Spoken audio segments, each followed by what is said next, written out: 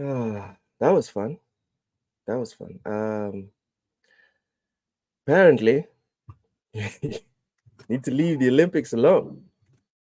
No ragging on the Olympics. Well, no ragging on that dancer specifically. So point taken. Point taken. Olympics. Point taken. I hope the lady figures out how to dance eventually, but we are now forced to move on from her. I didn't get her name, but I'm sure we'll find out what her name is in like 5 or 6 years when she comes back. You'll be laughing his ass off, man. No making fun of these dancers. No, we're not doing that anymore. Big Man Ball. We shouldn't have played the video. We should not have. I should not have played that video. Stream was shut down for policy reasons. I know, dog. I know. She didn't win nothing, did she? Yo, from what I heard, because I didn't watch it. From what I heard, she got zeros across the board. Like none of the judges even gave her a single point, not even for showing up. So I guess there's still hope for breakdancing at the Olympics. There's still some form of legitimacy or whatever. Y'all some dirty haters. I told y'all you have to be polite with artists. Man, if you're putting out rubbish, we have to talk about it. It's really that simple. If it's rubbish, it's rubbish. Okay, so I can't put the meme. Hold on. I'm trying to. Oh, okay. I seen the meme, and I'm not gonna put it up. Sour blow. But I appreciate you sending the link. Perfect. I got it. But unfortunately, it's more video of her putting up this opus, right? The best breakdancing we've ever seen. Uh, yeah. I was the biggest hate. Thank you very much, Yobi. If it's rubbish, it's rubbish. You can't paint that shit any other way. Thank you very much.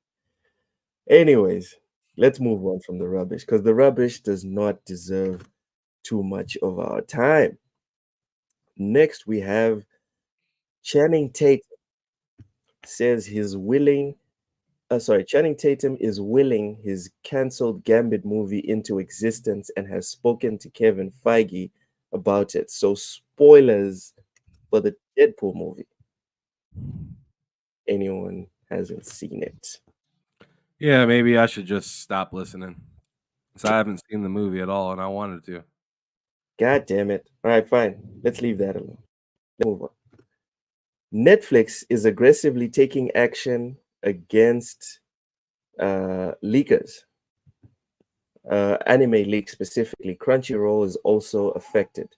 So Netflix has said it's actively taking action against the massive animation leaks, which saw full episodes of upcoming shows like Arcane, Terminator Zero, Dandadan, Ranma 1.5, and more appear on X, also known as Twitter and 4chan. In a statement provided to IGN, a Netflix spokesperson said the leaks were first reported internally prior to spreading online. Crunchyroll was affected too, seemingly to a lesser extent, as the premiere episode of isekai anime RE0 also leaked. This is a quote from Netflix. One of our post production partners has been compromised, and footage from several of our titles has unfortunately leaked online. The Netflix spokesperson said, "Our team is aggressively taking action to have it taken down. This is our hard work. It is meant to be released on its due date, something we as animators really look forward to. It is incredibly disrespectful and just straight up annoying. You think you're doing some kind of service to the community, but you're not." Ham, what do you think about how do you feel about these leakers getting a hold of these episodes and then just chucking them out for everyone to see? It sucks, you know. I'm not a big fan of that in particular. Strictly because it's just like, these people have an idea of when they want to have something out and the way they want it to be laid out properly for the viewer to be able to watch all of it at once instead of getting these sneak peek snippets and whatnot. But I mean, it's just something that's kind of became a nuisance more and more as time has kind of evolved, where people are trying to figure out quick ways to, show off something that's not ready yet or show off something that's not ready to be premiered yet. I mean, we've seen it happen a ton in video games just, early this year or late last year with the whole Insomniac leaks thing. And then also with Grand Theft Auto the prior year. Yeah. With their whole leaks and everything like that. And it's interesting to see as a fan, right? Like, oh yeah, like they're working on this, and it's our greedy eyes wants to see it, right? But at the same time, it's like we're not really seeing it the way the artist intended us to see it, right? So for me, it's like walking in on like Da Vinci when he's only got like the bare minimum taken care of on it and judging it, right? Because that's what that's a lot of what happens when these things get leaked and these things come out. I mean, look how many people are already salty and butthurt about the new Wolverine game, right? Because they seen something that wasn't even a finished product yet, and then they're like, "That's the game right there. That's what I can expect. It's gonna suck. Look at the shitty graphics. Look at the animation work. It doesn't really come together quite right." And it's like, no shit, because it's not finished yet, right? But a lot of people aren't going to see it that way. They're going to see it as, oh, this is what I'm waiting for, and no.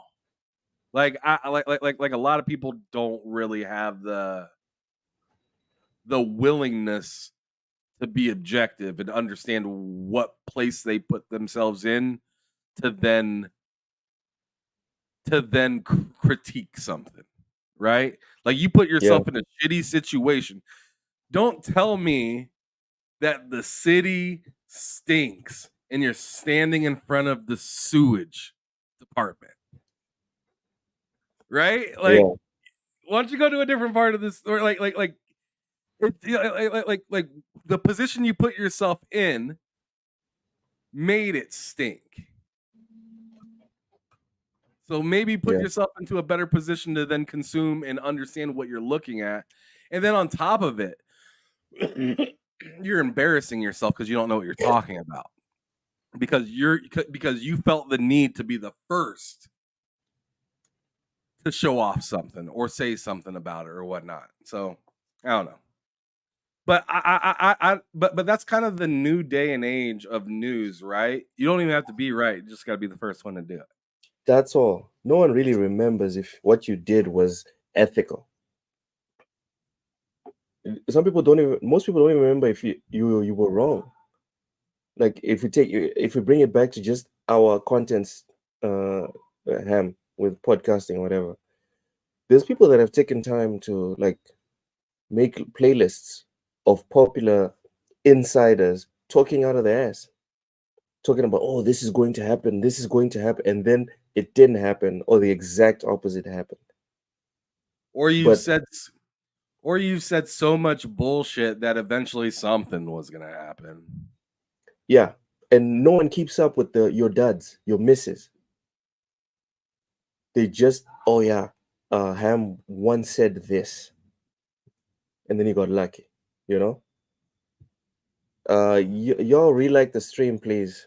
Follow Richie's instructions. The man knows a thing or two. Ty, welcome in. How you doing, bro?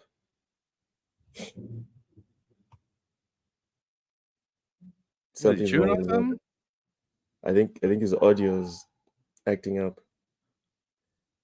Streaming services want us to watch the creator anime in super mega compressed 480p. Nah, I'd rather watch it in full HD. I disagree, Richie. Sorry maybe about that. Maybe my eyes are the ones that are messed up, Richie, but I'm satisfied with the resolutions and frames that I see on my TV screen when I watch either Crunchyroll or Netflix or what's the other one? Amazon. I'm good with it. I'm good with what I see on the screen. And then you also look at the the convenience of these platforms. Like, no offense to all these other pirate sites or whatever, but they don't give me the convenience of I'm watching it on the screen, right, on my television, and then I'm at work randomly. I just open the app and it continues from where I left it. I've seen a couple of these pirate sites. I've gone there, I've looked at it, and it's too much work, especially with the options we have available. I firmly believe in Gabe Newell's theory that piracy, right? The main problem with piracy is an issue of Accessibility. availability. Yeah, it's availability, accessibility. If you give people the platforms to buy games, to pay for their subscriptions, etc., we will always prefer to go the legit route. Always. And keep in mind, not gouging. Obviously, yes, yes, yes. The prices have to be reasonable. Like Disney Plus just went up. I don't know what the fuck that's about. They're not producing anything worthwhile, but the price is going up, Ham. It makes no sense. It makes 0 sense to me. But that's what they're doing. But Game Pass prices went up, Yeah, but Game Pass is the creme de la creme of subscriptions. It's like saying, oh, Land Rover prices went up, and it's fucking Land Rover. Whatever. Of course, That didn't correlate. It does, really. Land Rover is the best of the best. No, it isn't. What are we talking about? Tai, since you fixed your audio, before you tell us about this how you feel about these leaks and how Netflix is affecting them. Hyundai over. Is Land Rover the creme de la creme or not? It is. It's not Hyundai. Thank you very much. A man of class. There we go. But let's get back on topic. What do you drive, Ty? You drive a Land Rover? Not at the moment, no. I live right in the city center in Dublin. Why you say not at the moment? Because if you leave outside, then you gotta get a car, right? So I'm looking to I'm either gonna move back home and then look to buy a house, or it just depends. I've been living here for a while now. I'm kind of getting a bit tired, so there's a chance I might bounce out. When you say back home, you talk about Nigeria. No. I mean, like, bro, listen to that laugh. Listen to that laugh. He's like, bro, what? I'm talking about like 40 minutes away back to like my family house. Jesus. Did you see that reaction, Ham? Did you see that? No, that's not happening. Yo. At least not anytime soon. Buzz off. You can't rescue this one. You done fucked it up. All right. Every Nigerian, I'm going to clip this, and then when I put it on my Twitter, be like, oh, to all my Nigerian ogas, all of you guys, here's one of your brothers who's like, to hell with Nigeria. I mean, listen, they'll understand, because like I had a few of my colleagues just moved from Nigeria to Ireland, and they're saying things are not great over there. They're saying things are very, very bad. So I think they'll understand. I mean, people are not going there at the moment. People are moving away from there. People want to move away from there.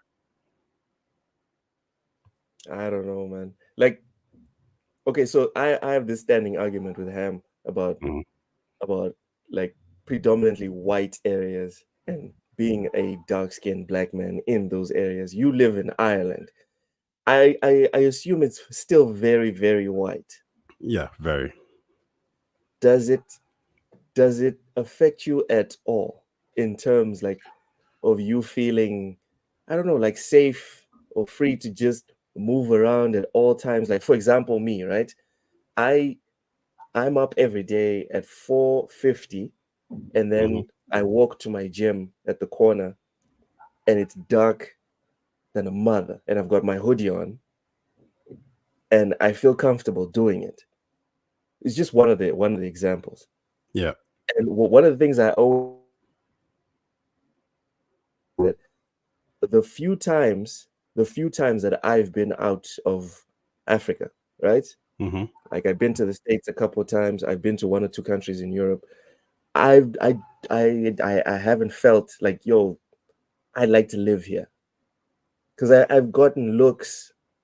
I've I felt as if I've been othered, even whether it was like public transport or even just walking on the street. You know what I mean? Mm-hmm. And it gave me that feeling of, yo, I'm not welcome here, and I would never want to live here by choice. So, I'd like to know your personal experience in Dublin or in Ireland. Yeah, What's it like? Ireland is Dublin is very good. You don't feel fear. We don't have, crime. We don't have knife crime. We don't have guns. So Mhm. the worst that's gonna happen to you probably here is you're gonna get attacked, hit. I won't go that far. The worst that's gonna happen to you here is someone's gonna say something like some kind of slur, and then they're gonna walk and run away. I've never felt, like, oh, I might be attacked. And even when I'm walking in dangerous areas or dodgy areas, the fear doesn't come from I'm a black dude. It just comes from I shouldn't be here. Like, this is not the place to be in. So I'm not trying to say there's no racism in Ireland or anything like that, but it's not compared to, at least from my experience, compared to other places, it's not really an issue. So yeah, I think Ireland is dope. If you have family, if you're a migrant and you want to come here, I think it's great. But right now the UK and Ireland, they're kind of pushing back against that. They're not too happy with the fact that the government is letting everybody in. At least that's what they think, right? But it's safe. It's great. Like, it's a really good country to live in. All right, all right. So, any dark skinned people listening to this advert here about Ireland from Taya, go ahead and fill in your visa applications. Yeah, I Um, think we were known as one of the most friendliest people at one point, at least in Europe yeah, I anyway. have a cousin that lives there. He came back to Mozambique. We had a chat, and he was like, "I can't wait to go back." And I was like, "What? For real?" It's like, "Yeah, man, I'm going back to Ireland." I was like, "Oh, okay, that's nice." Yeah, it's really good. There's, I mean, Where's and there's it's plenty of places in America that feel very similar to that. That's cool, man. That's cool.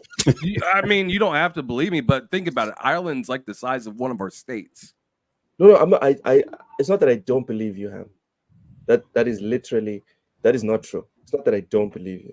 It's just, I'm just doing odds. You know what I mean? I'm just doing quick math, and if I look at like the countries in Africa that I'd be willing to move to, 99% of them, I'd just be another guy trying to figure life out. Hmm. Whereas in Dublin or Ireland or the States, I'd have to like make sure this is where I can go, this is where I can't go, etc., etc. Whereas know. whereas I in don't SA, get that. Like in all of the places I've lived, there's been places Yeah. I've visited and felt like that. But like, I choose where I live, just like Yeah. most people do. And you usually know, hey, this area sucks, or hey, this area's all right. And you can do basic research and find out that stuff too. Very quick. Within an hour, you can find out, oh, is this place not okay or this place okay? But to Taya's point, things can happen in certain countries depending Things on can happen the where you're at too.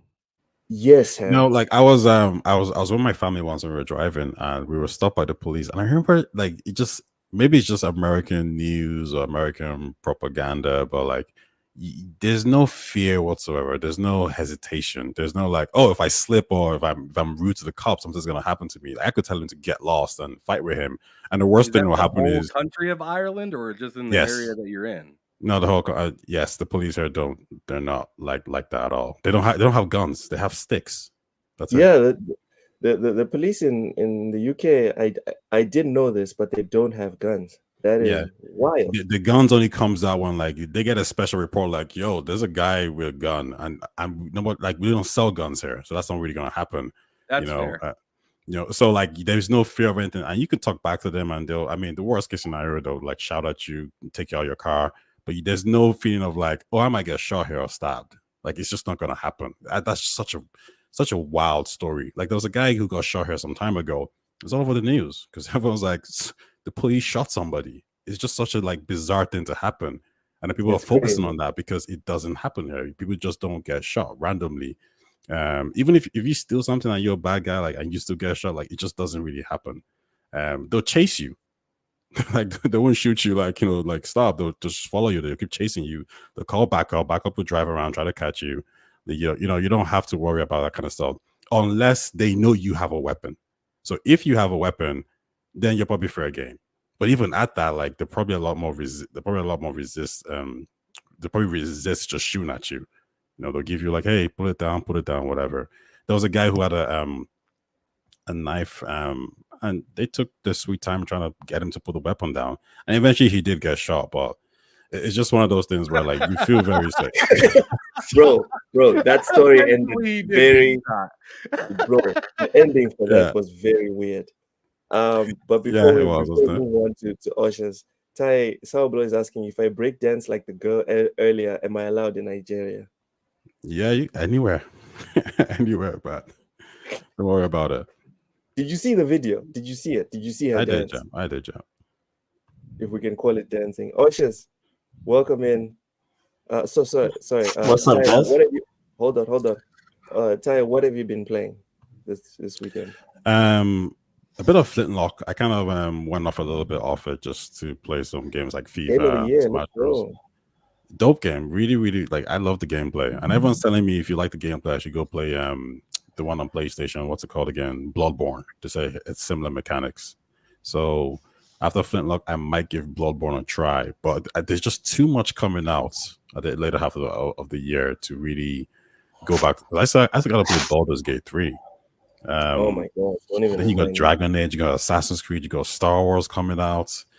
There's too much. All right. Bring up Star Wars means you need to, you're on mute now. You're on mute.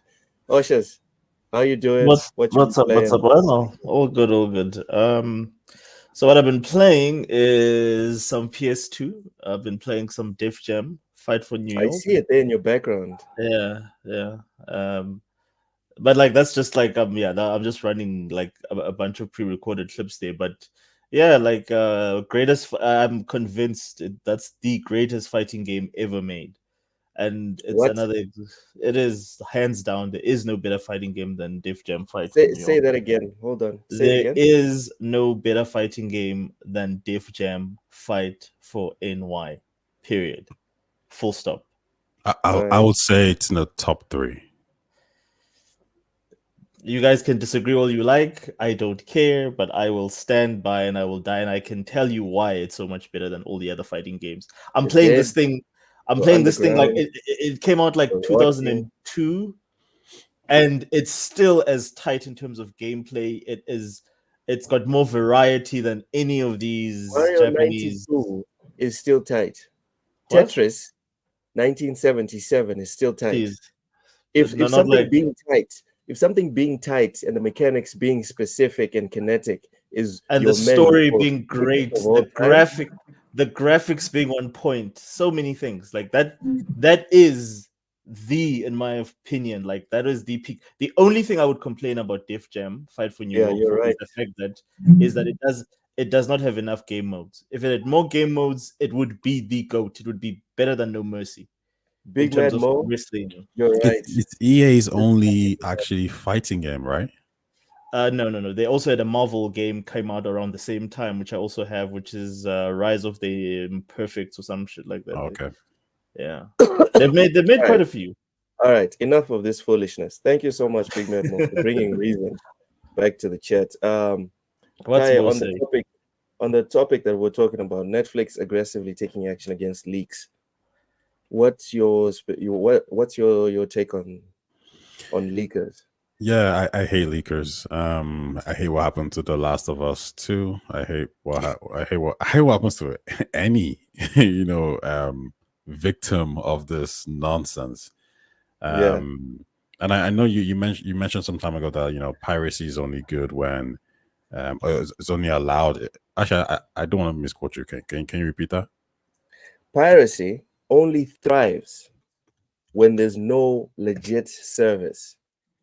So for a good example, before Netflix, before Disney Plus, before HBO, before Amazon, before all these subscription services were available in Africa, in Southern Africa, for example, almost everyone was literally forced to engage in piracy because because DSTV is super expensive and it doesn't, like, the math doesn't math when you look at what you pay and what you get back. Because Game of Thrones would be on like season 5, right, for the internet, but on DSTV it'd be on season 4, and people are freaking out on Facebook, people are freaking out on Twitter, and you're still in last season. The fuck? We're not Yeah. doing that. Okay. You know what I mean? So Yeah. as soon as these subscription services became available on Google Store and the Apple Store, whatever, in our region, dead. No one uses those things. No one cares about those things because they're inconvenient. They give you viruses. They don't hop from platform to platform in terms of phone, laptop, smart TV, tablet, etc. And people Mhm. want convenience. No matter what anyone tells you about physical media, about all this stuff, about DVDs, or whatever, the reason that shit's dead is because it's not convenient. Exactly. Yeah. Yeah, but I go completely ahead. agree. Yeah, no, I completely agree with you on that front. I guess what I will say is that I do think, while I think convenience is a huge role, I do think there's a portion of people who are just scumbags who just like to be 100%. just pirates and just do this. I know some of them for sure.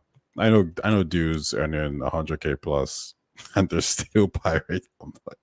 They don't even pay for Netflix. They're like, hell no. Like, they find dodgy ways to do these things. So I think that's a problem.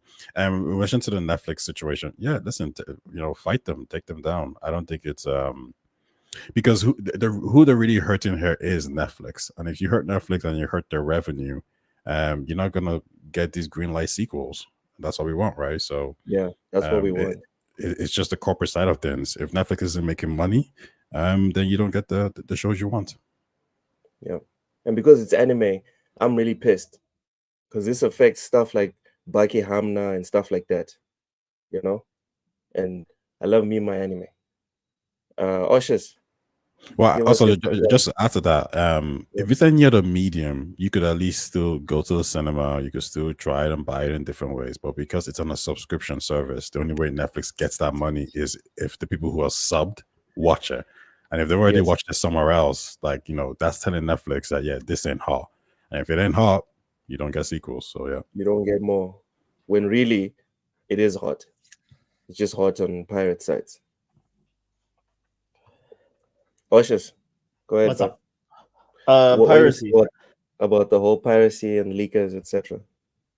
Okay. Can you give me context? Is there a specific thing that was leaked that Yeah, a bunch of animes like okay. Arcane, Dan to Dan, and Terminator Zero were leaked. Like the full seasons, the entire seasons were leaked, and people got to see them. I still haven't seen them actually. I'm still watching Demon Hunter and Black Clover. Demon Hunter on one platform, Black Clover on the other. Go ahead. Okay. Black Clover is awesome. Yes, I read the manga. I'm watching the anime, even though I know what's going to happen. I can't tear my eyes away. I need to watch the anime. It's that good. The Asta's the man. He is short than a mother, but I love him. It's like the perfect kind of prevailing underdog kind of story. Yeah, my favorite character in that whole anime is Chami. She's just so adorable. She is. You talking about the one that eats all the time? Yes. Yeah. Oh my god. Mine She is reminds me. mine is the captain. Which one? Yummy. Yami, yep. Captain Yami. Always, Dude, always his taking shits. evil looks just reminds me of being a dad. The way Wait, I are look you at my always daughter taking? sometimes. Are you always taking a shit, Ham? Because Yami's always taking a shit. I mean, no comment. He did not deny it, ladies and gentlemen. He did not deny it. Okay, go ahead. Go ahead, Oshus. I remember there was a study a while back. Maybe this is quite a while back. They Yeah. found that like people that pirate things actually, in terms of intellectual property, own more than people that don't pirate anything. Like, I'll give you an example. Like, for instance, you will watch a show when it comes on, or you will watch a movie when it comes on Netflix or on Prime. Yes. A person Yes. that probably pirates stuff probably has the entire Blu-ray, DVD, or whatever collection of those things. Same with games, same with PC games. And they found that those people have like, what do they call it in games? A higher attach rate when it comes to actual software purchase. So I think piracy, like where we are now, where we as I'm always pro consumer first. It's always, I don't give a fuck about big corporations, bro. Like they don't serve anyone and they serve everyone. So it's one of those things that I don't have a personal attachment to any organization. But what I will say is that we're in a position now where, and again, I don't have a dog in this fight, but like we're like, you know, people are pushing back against the fact that everything is digital. So what do you really own if everything is on Game Pass or on PSN, etc.? So I really think that with the corporates blurring the lines, piracy is a necessary evil, man. Like I think you need an outlet for people to say, you know what, the day I decide that I don't care about Netflix or Amazon anymore, where do I get to go get my stuff? Because the companies don't care whether or not you own the stuff or whether you have access to these things, as long as their shareholders are making money. So why the freaking hell do you care whether or not they have their bag? Well, it Ham is. just I think pointed out we're in that- the Wild West right now. That's No, all I hold can on. say. Like Ham pointed out a reason why I care. Yeah. Because if I'm not paying for Netflix and watching Bucky on Netflix, Yeah. and no one's doing it as well, that's the end. No, No it's more not. Bucky. I don't believe so. Like, you don't have to what? believe it. You No, don't no, have but to I'm believe saying, You just have but to like look at that's not Netflix's why. past No. performance. Hold on. You just have to Okay. look at Netflix's past performance. These guys do not care. They have no hesitation to cancel. Exactly. They Let me will finish. cancel your show. Let Okay. me finish my point. All right. They will cancel the show if no one's watching, whether it's season 1, season 2, or season 3. They don't care. As soon as the watch hours go down, they're done. So, as far as I'm concerned, I want everyone subscribing to Netflix and watching Baki, so I get more Baki. But that's not how Netflix works, though. Look, that's the first thing I was going to point out to you, that like Netflix will cancel your show regardless. There's shows that were successful on Netflix, that it's successful maybe first 2, 3, or 4 seasons, but the way they measure success is very different from how a traditional television company or a traditional film company measures success. They're a technology company. They don't give a crap about, like, if it's not big enough for them and whatever metrics that they're measuring. And I can give you Okay, examples. so you don't know how they measure, because that was going to be my follow-up. Yeah, 'Cause is you're that saying, "Oh, exactly?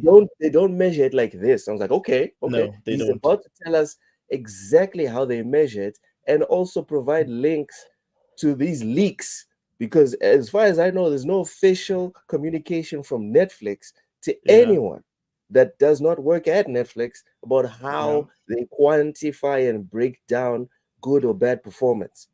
I can give you a basic breakdown, but I just have to get it. Like, there's so many pages that actually detail how Netflix determines, and even that is not guaranteed. No, So I should agree. I think we can come to a conclusion how Netflix more or less measures it, but I don't know how Let's that. not come to conclusions, guys. Like, Well, I mean, well, I disagree. But your conclusion, but your conclusion, Luke, is very sentimental, though.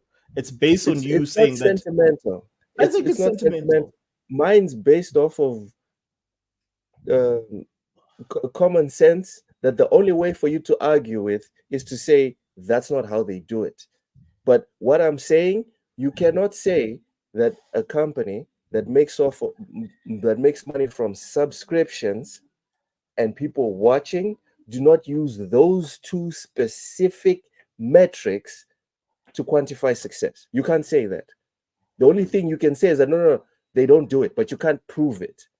Whereas me saying Netflix that charges you money and Netflix that specifically asks you to rate when you cancel like a show from your continue watching, when they ask you to rate and sometimes even explain why you didn't like or you did like, you cannot tell me that those two specific things that they ask you to do are not used to quantify success on that specific platform. All you can say is that I can give you I can give you a very basic example in terms of how they measure success, and that's according to churn. So it will depend upon how many subscribers they lose or gain in that particular quarter. It has nothing to do with how popular your show was or how According many to likes churn. or Who's churn? yes, according to churn, in terms of like how many people either like renewed their Netflix or either did not renew their Netflix subscriptions, which again is very relative in terms of like how they performed overall in terms of like the entire programming slate, not some anime or one anime show that is a very, very niche audience. And that's like Google it. Just Google in terms of like how they measure success. That's the first thing that will come up. Sense. But like that's how they measure. I've never seen one viral show. Okay. One. I've never seen one viral show from Netflix get cancelled. Oh, really? I can Google. I'll get you 10. All right. I guess that's house cleaning. Speaking of house cleaning, let's get to last week's house cleaning. I got the link to Pro Jared that you sent me, Oshas. Mm-hmm. This is wild. Like, this whole read to me was insane. If you had told me that this is what happened with Pro Jared, I would have told you that you were lying. I went down a big rabbit hole. So my bad for doubting you on the whole Pro Jared thing. Next, we had April O'Neil. This is from Turtlepedia. And yes, the first April O'Neil was black. It's like she didn't make it to the TV shows, but in the comic books, the first April O'Neil. Actually, let me share this one because I think it's worth sharing. And maybe we can quickly discuss if you guys want to get into it. If you don't want to get into it, it's fine. We can quickly discuss. So this is the original April O'Neil. Okay, this is essentially her. Fellas, she became a redhead, right? And then, wow, she was a Power Ranger. For real? That's wild. In a crossover, she was a Power Ranger. Damn, she was a redhead for a long time. God damn. And then, this is the new April O'Neil. A black redhead. A black redhead. I'm going to say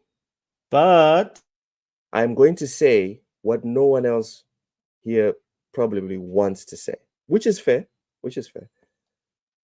All the April O'Neils before this one, stop me if I'm wrong, all the April O'Neils, none of them's overweight. Am I a prick for saying this? I would say it's not the overweight thing. All of them are hot. I'm sorry to say this or to harp on this point, but all of them are attractive to the male audience or to the male gaze, as they would say today. There's guys that are attracted to this. Come on. That one is attracted. That one looks like your cousin. Like that looks like my niece Tandy. That's what that April looks like. And I'm like, okay, wow. That's the only thing I'll say is that artistically and I get it, they're appealing to a younger audience for kids. I suppose the older show did as well, but I don't know. Like, I just don't find this character design appealing personally. I hate this thing of making characters ugly for the sake of making them ugly or I don't think unattractive. she's ugly. I don't think No, she's ugly. not. But like, she just like, dude, like, who said this? Like, I think it's Esmond Gold who said that if you want to see people like this, just go to Walmart. Just go to Walmart, go to your Checkers, go to whatever supermarket you have in your local. Then you will find people like this, and then you can chill and then high five all you want. But in a video game, you want to see people that look Okay, extraordinary. this is not a video game. This is not a video game. It's a show. Well, or a show, or a Hollywood show. Like, back in the day, all our heroes were super muscular. Like, they all looked like larger than life. Like, they were like bodybuilders. All our female characters were freaking hot, man. They were like, if they were not hot, they were badass. This is neither to me. Like, what is this? What is this supposed to appeal? Like, I get it. This is a nice role model for my kids if they like, you know, you I want don't want my daughter to see it. No, this is not a nice role model for my daughter. No, that's what I'm saying. Are you saying that's a good role model? No, I don't want my daughter to look at this character as a role model. Okay, you said it, not I. I don't know how Ham feels. Ham, what do you think? I think like I've had this discussion with a few people. First of all, I don't like this design at all. I think it's silly. I don't know why they're changing it for. What? Dude, if you don't like it, then we're really in trouble. Yeah, I don't like it. I think it's silly. But this looks nice. What I will say is but I had this discussion with a friend. Yo, this one looks nice. Yeah, it looks better. But I had a discussion with a friend of mine before, and because he was saying how like he doesn't like this, and I told him like I don't think any of these shows or these like games are for us. They're for the younger crowd, and we have very different taste in them. Because that person right there, the one that you showed, I'm seeing a lot more of those individuals in the city center, in different places, like they exist. So I think the problem then becomes when we say, well, take that person out, we're saying take people who look like us out of it and make somebody who doesn't look like us. We want to put people who don't look like us or represent us on a pedestal. But the people who actually look like us, we're saying, no, you're good. And I think that's maybe a problem. I think Usher, sorry, look, you said she's fat. Most people in the world are fat. The West is very, very fat. They're really not. People are not fat. Yes, they are. Most of the people are not fat. Maybe in Ireland.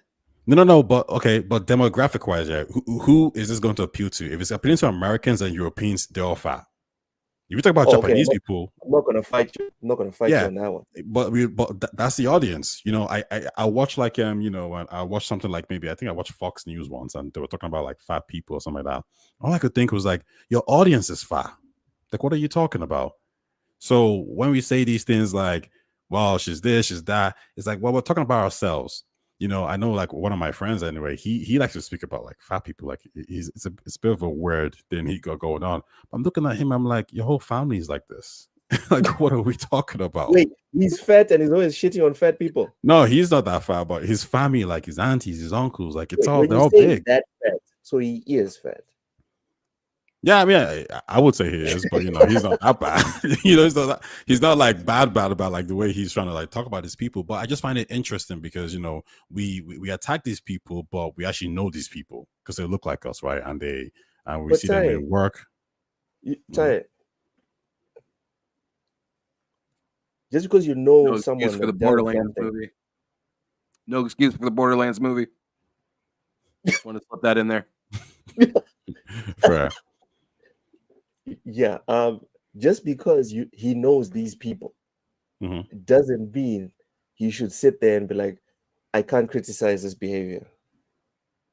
Like Ham. No, he can. Ham can see me and be like, yo, Luke is maybe a little too in love with PlayStation. But PlayStation ain't delivering.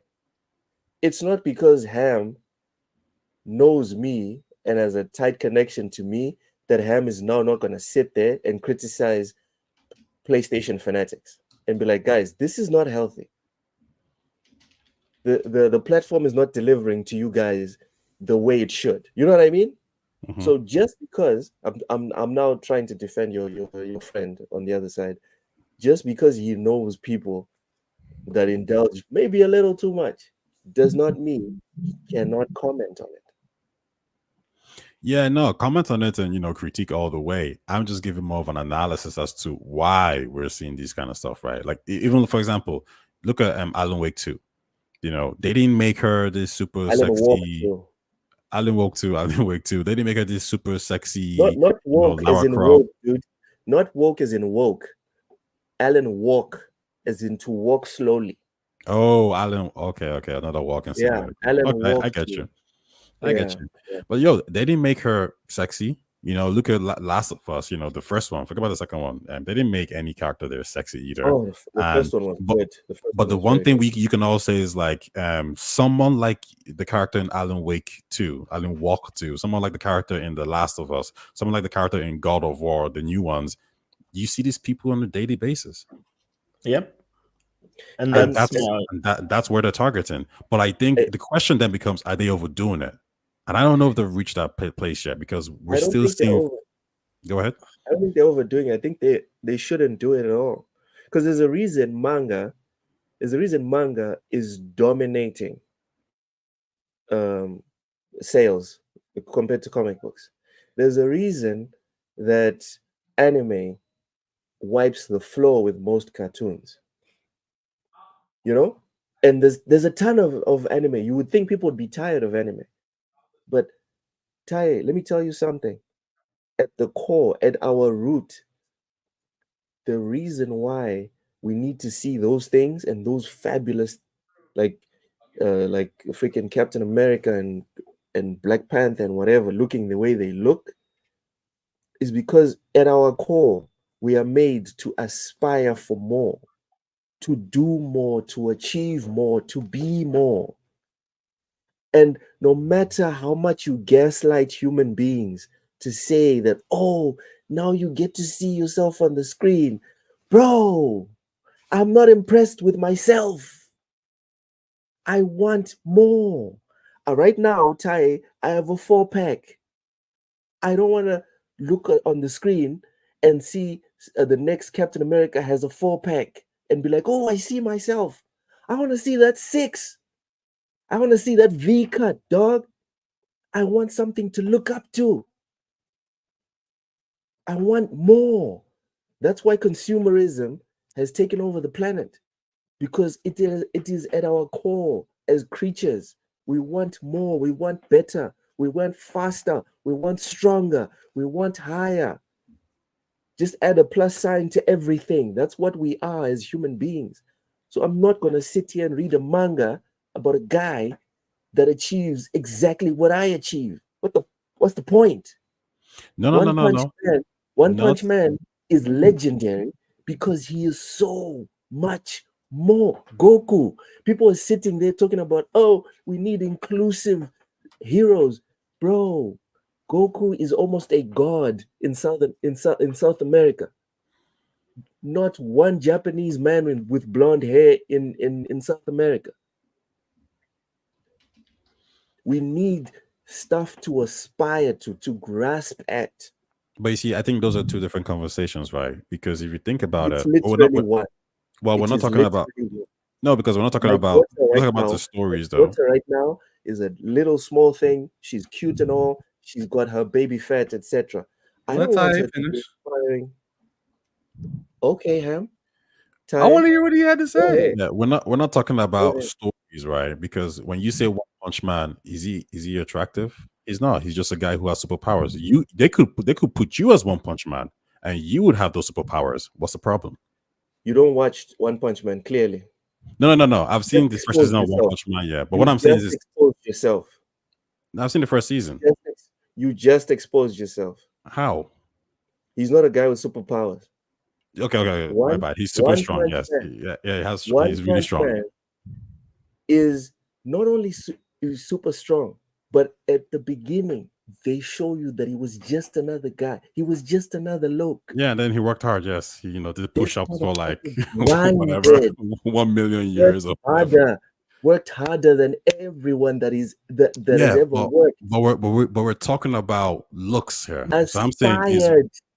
but I'm saying is No. One Punch. You're talking about the story. I'm Yes. talking about looks. So I'm saying Yes. is One Punch Man sexy looking? What happens? What happens in? Oh, dude, this just proves that you didn't watch it. This just proves it. One Punch Man, when they're going to do the hero testing thing in the gymnasium, what does he do? But we're not talking about I'm not like talking about- the I'm just- history behind stuff. We're talking about like Ham. no. Look, you've been interrupting everybody. Just give me a second to finish a sentence. All right. I'll expose straight. both of you. Because you've been interrupting everybody, but then telling Asha the Go whole ahead. time, stop talking. I need to finish. I'm still waiting for you. but like we were just talking about aesthetics. Yes, and I will This get there, and I'll no, expose let both me of you. finish. Can you just like hold on a second? I got you, dog. I got you. There you go. Let me finish what I got to say real quick. Then you can mute me back. I don't care. You can mute me back and say all you got to say. But just let me say what I got to fucking say. Let me say what I got to say so we can move on. You know what? No. If you need to talk, go on ahead. I ain't got shit to say. Go ahead, Lo. Aesthetics. Taye, you watched it. And this is why I'm saying you exposed yourself. In the first season of One Punch Man, in the gymnasium, when they're testing the heroes, the first thing that everyone does is take off their tops. Before One Punch Man takes off his top, no one's taking him seriously. Soon as he takes off his top, his veins have muscles. He doesn't have muscles. His veins have muscles. So talk to me about aesthetics, Taye. Okay. What I really meant there was One Punch Man, his face, right? When you look at him, they could have made him into a Ryu or guy from Street Fighter looking guy. They could have made him sexy. They could have made him attractive. They didn't. They made him, his facial expression isn't particularly too sexy or too attractive. When I think about the Dragon Ball Z characters, yeah, they have muscles and all that kind of stuff. They're not too particularly sexy or attractive. So I'm talking about making characters extremely sexy. I don't think we complain when we see overweight characters like in fighting games per se. It's not that big of a deal. I look at Black Panther and I say to myself, in that cast, who is extremely sexy? Okay, maybe you could say Michael B. Jordan, but was Chadwick, was Lupita. Yes. Lupita is actually good enough, but there is nobody there who is. Yeah, but my point is, no, hold on. There is nobody in that cast who you're gonna say is wildly different from what you see. Like I see black girls who look like, wait. I don't know where you live, but where I live, I see good-looking black girls. I see these girls. They look. But everybody who I see on Black Panther. Hold on, let me finish. Everybody who I see on Black Panther, I can see on the street in Dublin. Or are you telling me like everyone in Black Panther is so out of the realm for you guys where you're staying? You guys live in South Africa, right? Taye, bro. Taye, bro. Taye. Go ahead. I don't know. Like, thirsty as hell, bro. They thirsty as a motherfucker, bro. How tall are you, bro? Thirsty as a motherfucker, I'm 6'4", bro. That's the problem. Like you're 6'4". That's the problem. How many guys do you know that are 6'4" that look like or are built like a Chadwick Boseman or a a Michael B. Jordan? How many guys do you just see walking around? Like I promise you, like where I'm from, and we're 73%, 75% black. You don't see that. You don't get that a lot. Like it's just like what I'm saying to you is that they look exceptional, and not just by like whether you're attracted to certain facial features, but physically they look like superheroes. Michael B. Jordan, even before he takes off his shirt with all his little tattoo thingamabobs, he looks like a freaking superhero. Michael B. Jordan is the one. Michael B. Jordan is the one. Vegeta. Freaking look at like the condition that Chadwick was in.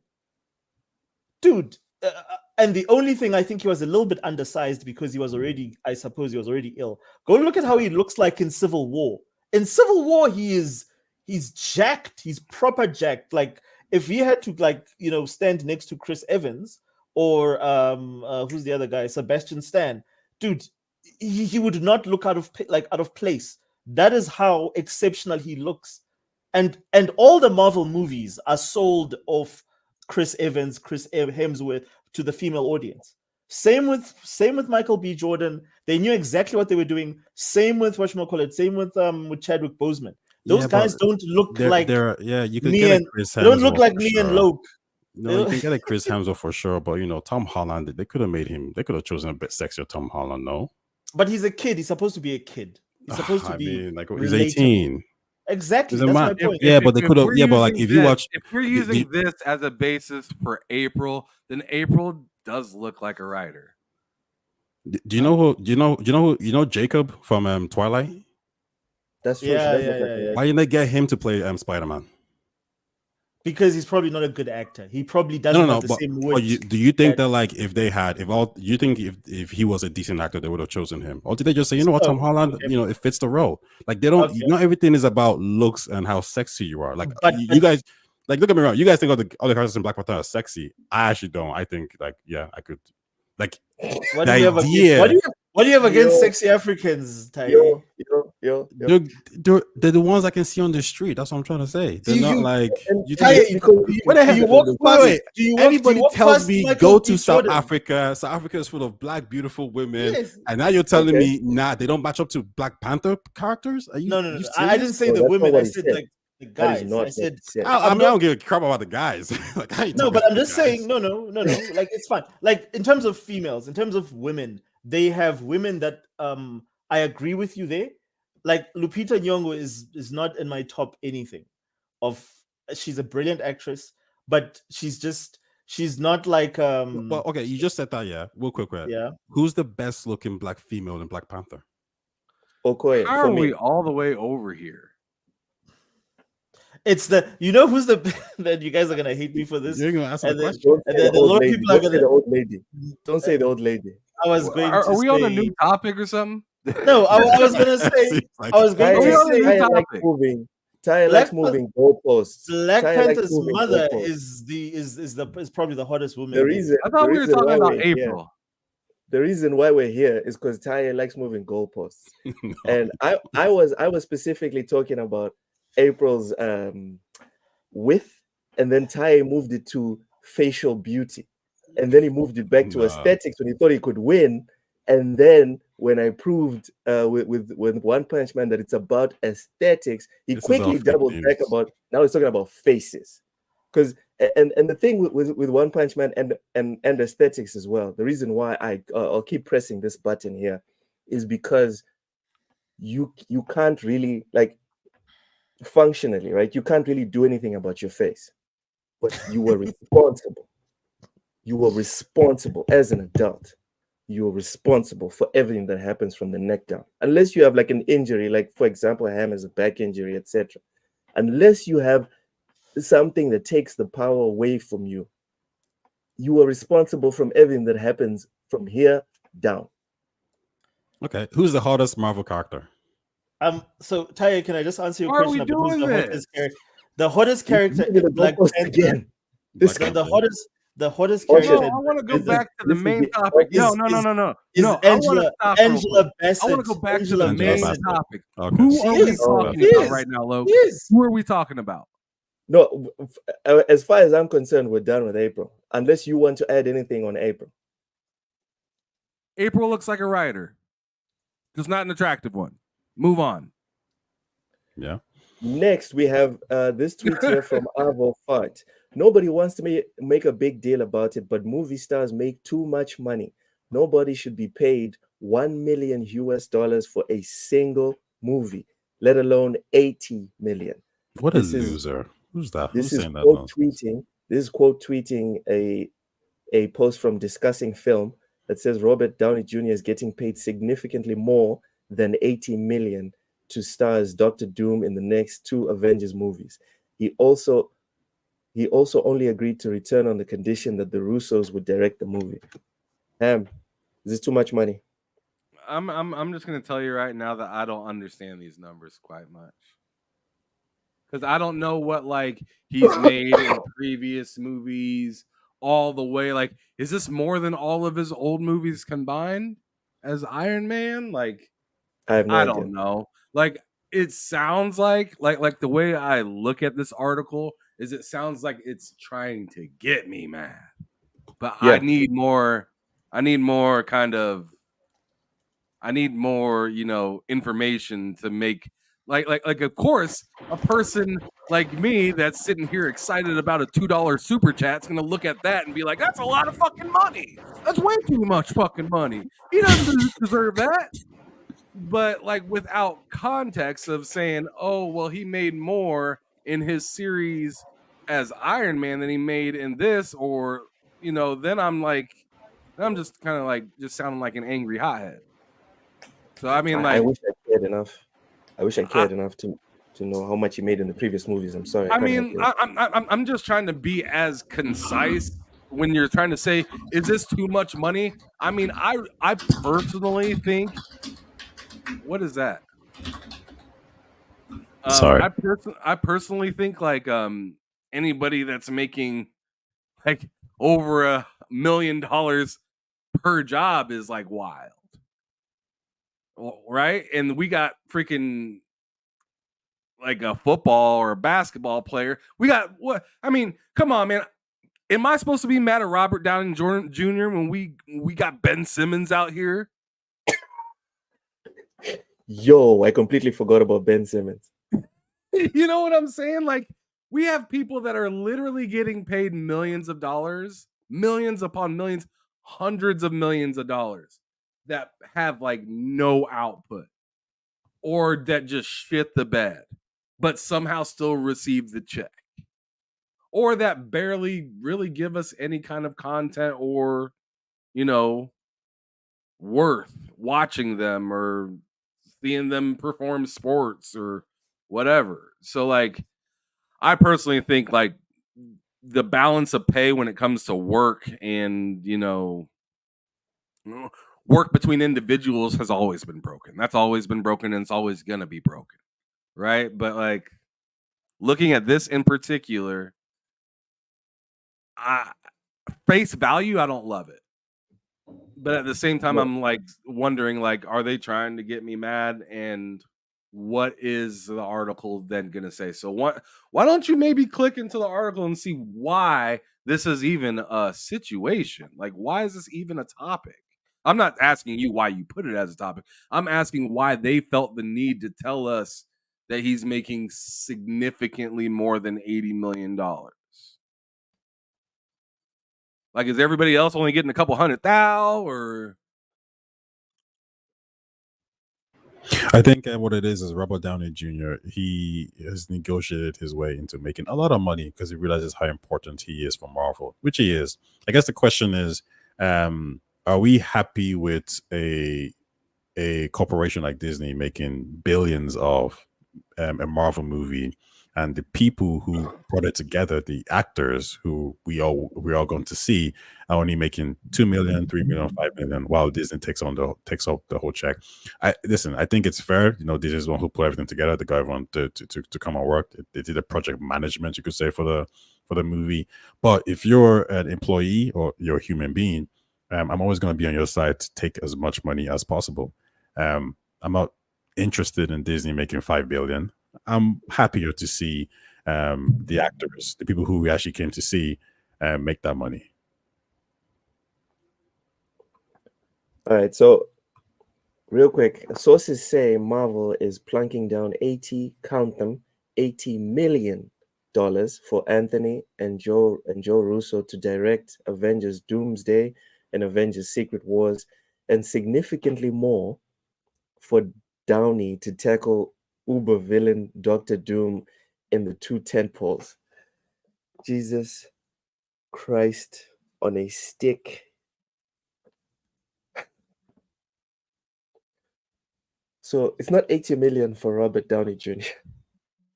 It's 80 million for Anthony and Joe Russo. Robert Downey Jr. is way more, significantly more. The Russo's deal doesn't include backup compensation, but it does contain performance escalators that kick in at $750 million and $1 billion thresholds. A source close to the production disputes those figures and claims the Russo's paydays are lower.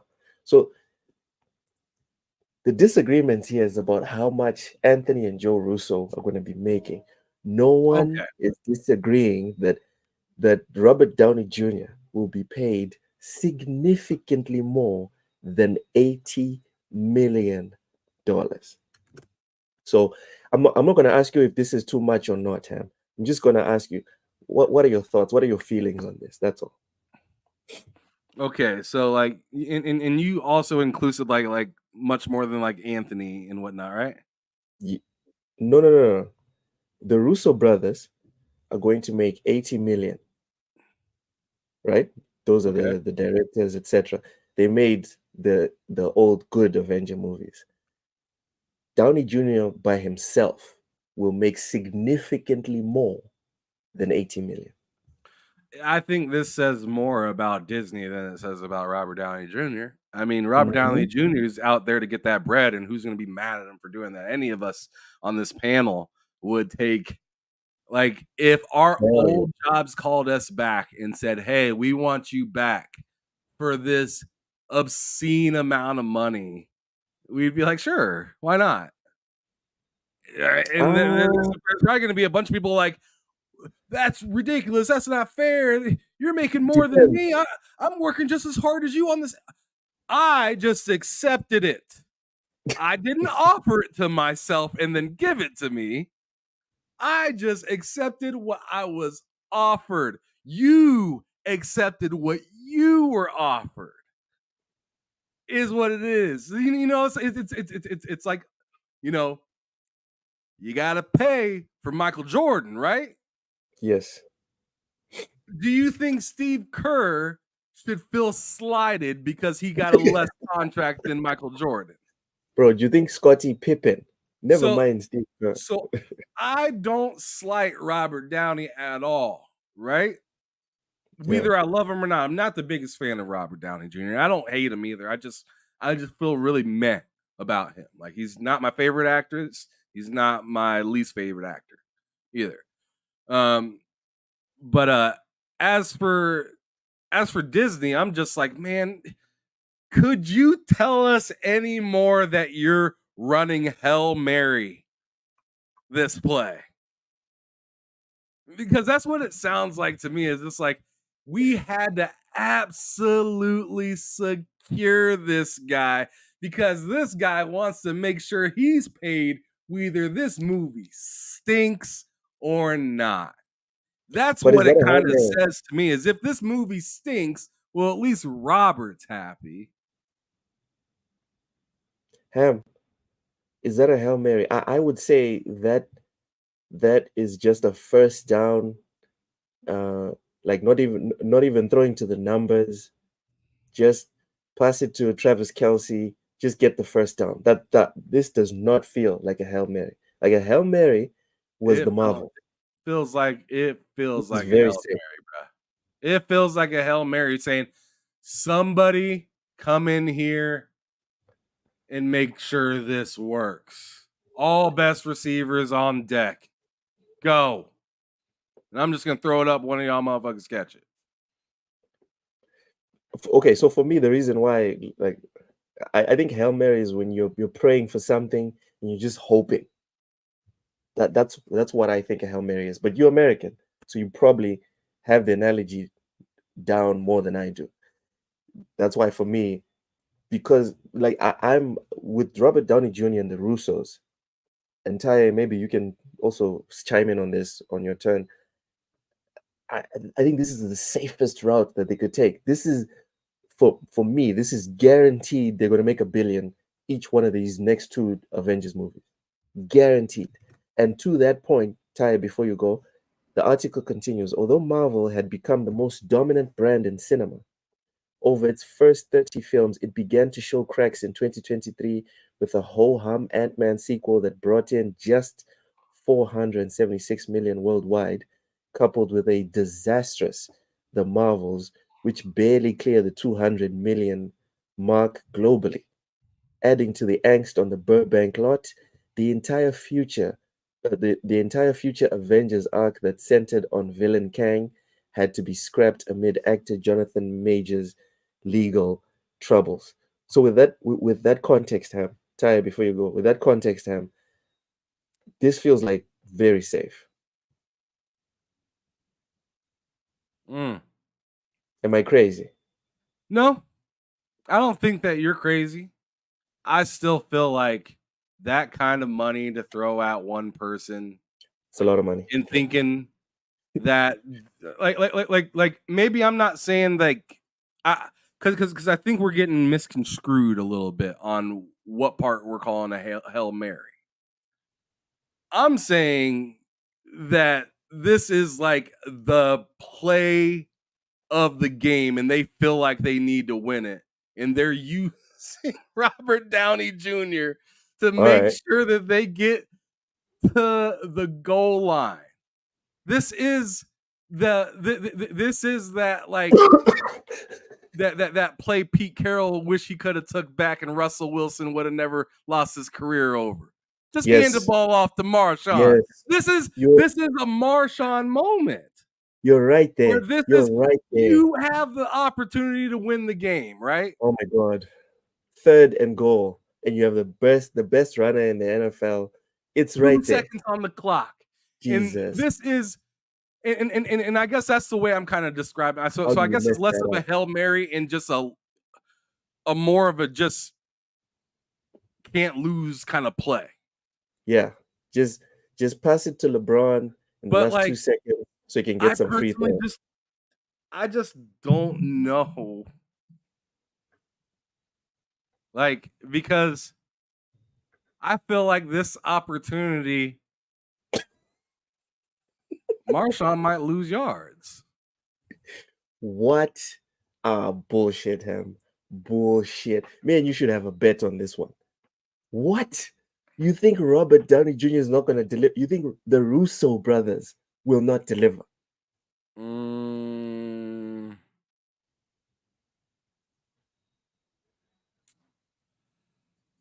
know what? Just for fun, I'm going to say I don't think so. Oh. Okay. This man is out his mind. I have nothing You to know say why? to you. You know why? I have And nothing to say to you. I'm saying it because I'm saying it because outside of like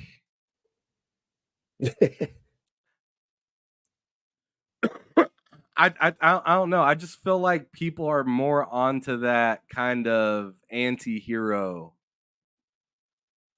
phase. I just don't I don't know. I just don't trust it right now. Ham, you're gonna be like the people that doubted Tom Brady when he went to the Buccaneers. You know what? That's fine. You know I what? I'm still alive, and guarantee I'm one of you. those people that doubted Tom Brady, and I'm still alive. So you know what? I'll be fine either way. Just hold that L. Just hold that L. Ty, a lot was discussed in these last 5 minutes. First off, Yeah. what you feel about Robert Downey Jr.'s like the amount that is going to get paid, and do you feel like Ham that he probably won't deliver? I think whatever he's getting paid is probably worth it. Initially, I was very skeptical with his previous deals, but at the end of the day, you know, Marvel's making billions. They make a lot of money of these movies, and if they're making a lot of money, Ty, no, I'm sorry. Ham can get pissed off at me only once. Ty, what the fuck is this comment? What the fuck is this? What is this? me and This is Usher are horrible. going. We're going back So and you forth about. So you went to Black Panther. I've been seeing your comments, but this is a low blow because I lived in South Africa for 7 months. I am eligible for citizenship. Sorry, for 7 years. I'm eligible for citizenship. All right. I know the South African national anthem, the parts that don't include Afrikaans. All right. And this is some bullshit. He says here, so you went to Black Panther to see sexy black men, not sexy black women. Irishmen are different from South Africans, I guess. Yo, I like the fact that this man said Irishman. Like I like the fact that you're not Irish. he's You're not he's Irish, Irish. my This brother. man, yeah, he's What? I mean, You are were these more, are these hey, lies or are these facts? no. hey, He's you were more Mozambican than you are Irish. Ty. You know what, Ty? Second, no, hold on. Second, right? I don't know what you guys are on about in Ireland, right? But some of us, we like seeing men. our masculinity is not challenged by seeing men that look better than us, that are stronger than us, that we can aspire to. I Our don't think masculinity Loki's helping. is not challenged or diminished. All right. Bro, What would you rather see? I don't What think would you're I helping Loki. what Yeah, would what I would you rather rather see? see? Yeah. Strong, Honest, sexy, masculine, muscled up black men or sexy black women? Dude, bro, like everyone who doesn't want to let me see give you strong, bro, that's no the no NFL, that's the NBA, that's no every single no. sport, that's the Yes, Olympics. Dude, dude. I want to see the that's what strong everybody man. wants to see. You know why I want to see the strong man? Go ahead. Tai, I I think you want to see froze. the strong man. Mhm. I want to see the strong man because I want to be a strong man. I want to see the rich man, the wealthy man, because I want to be wealthy. Now, if you guys don't like aspiring and you like to just think it, you don't want to see it, you know what? People have different philosophies to life. Me, I want to see it. I want to aspire to it. That's why I had posters of Kobe Bryant on my wall and not freaking Tomb Raider. It just is what it is. Yeah, but Kobe isn't like half Robo. naked on your wall, though, right? I think that's my point. What? I said like Kobe isn't like half naked, and I think that's my point. Black We're talking Panther about was black. half naked. I said, What? I agree. Like I agree with a lot Like, of what Luke said, but no Diddy. That's all I'm gonna say. oh, whatever. Anyways, Ty, get back to the So- point on Robert Downey Jr. Seriously, because this Yeah. comment lost me, bro. Irish men are different.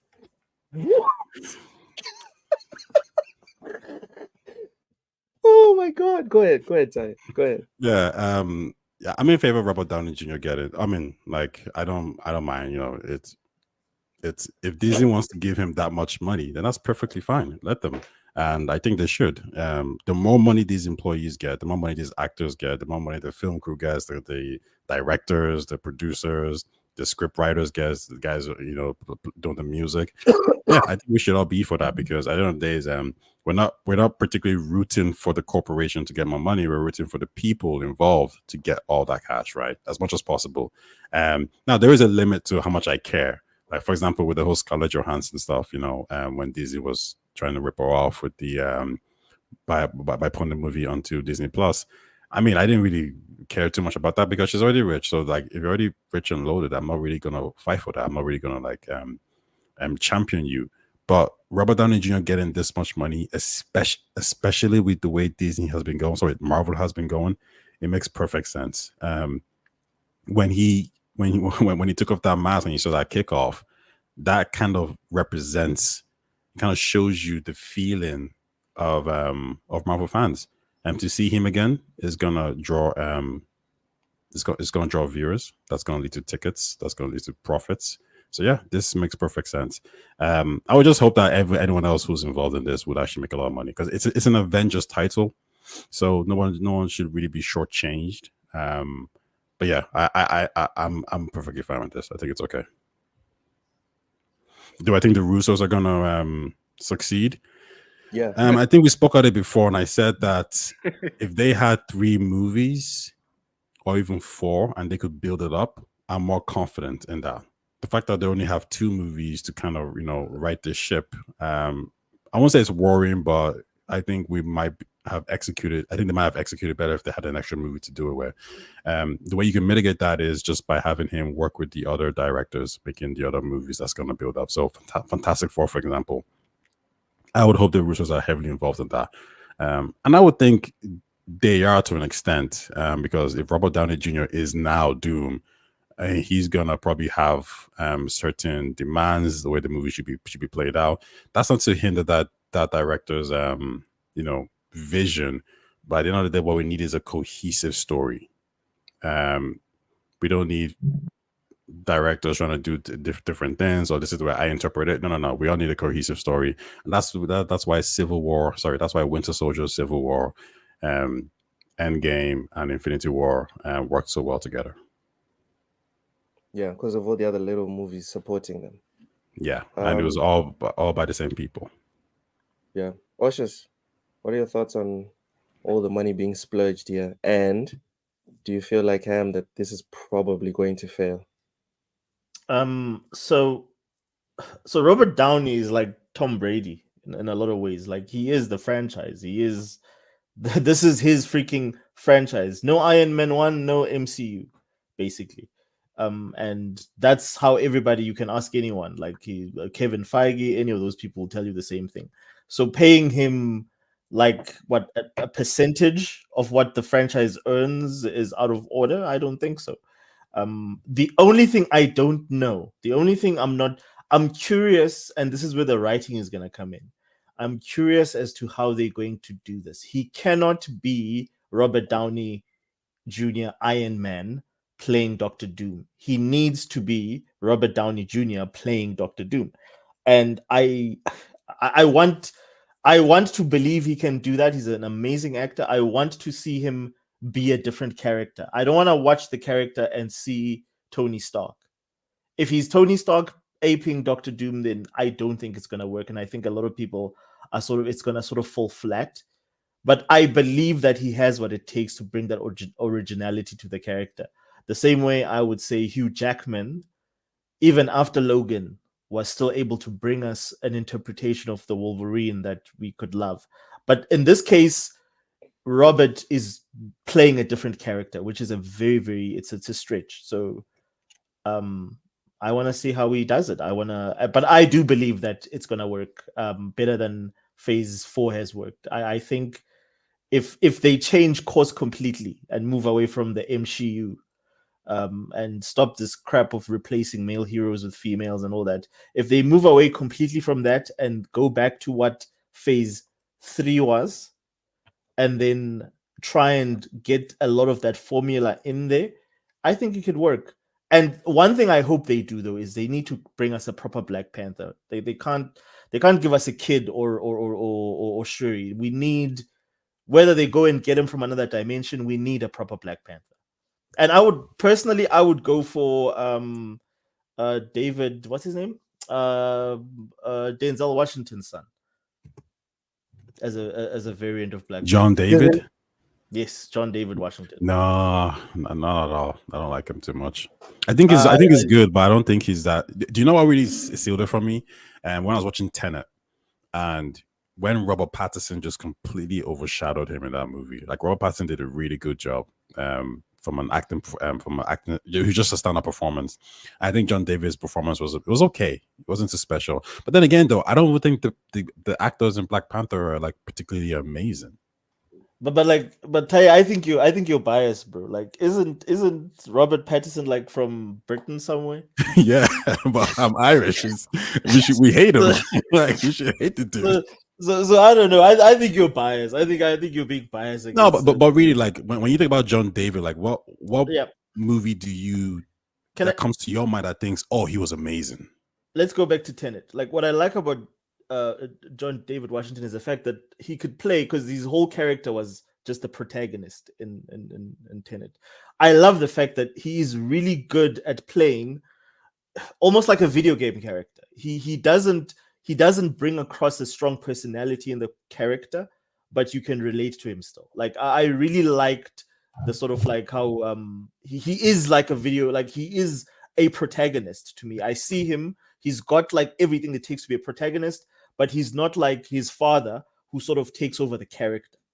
He's a very different actor in that way. He's a sort of character actor that you can put in like a role like that, and he will carry the role without sort of making the role him, if that makes sense. No, I know what you're saying, but I think that's what you need, because when you think about it this way, yeah, when you think about Robert Downey Jr., Iron Man comes straight to your mind. When you think about Chris Pratt, Star-Lord comes straight to your mind. Chris Evans, all these, when you say these names, you just match them straight away. I don't know if I think John David, if I'm going to take Black Panther.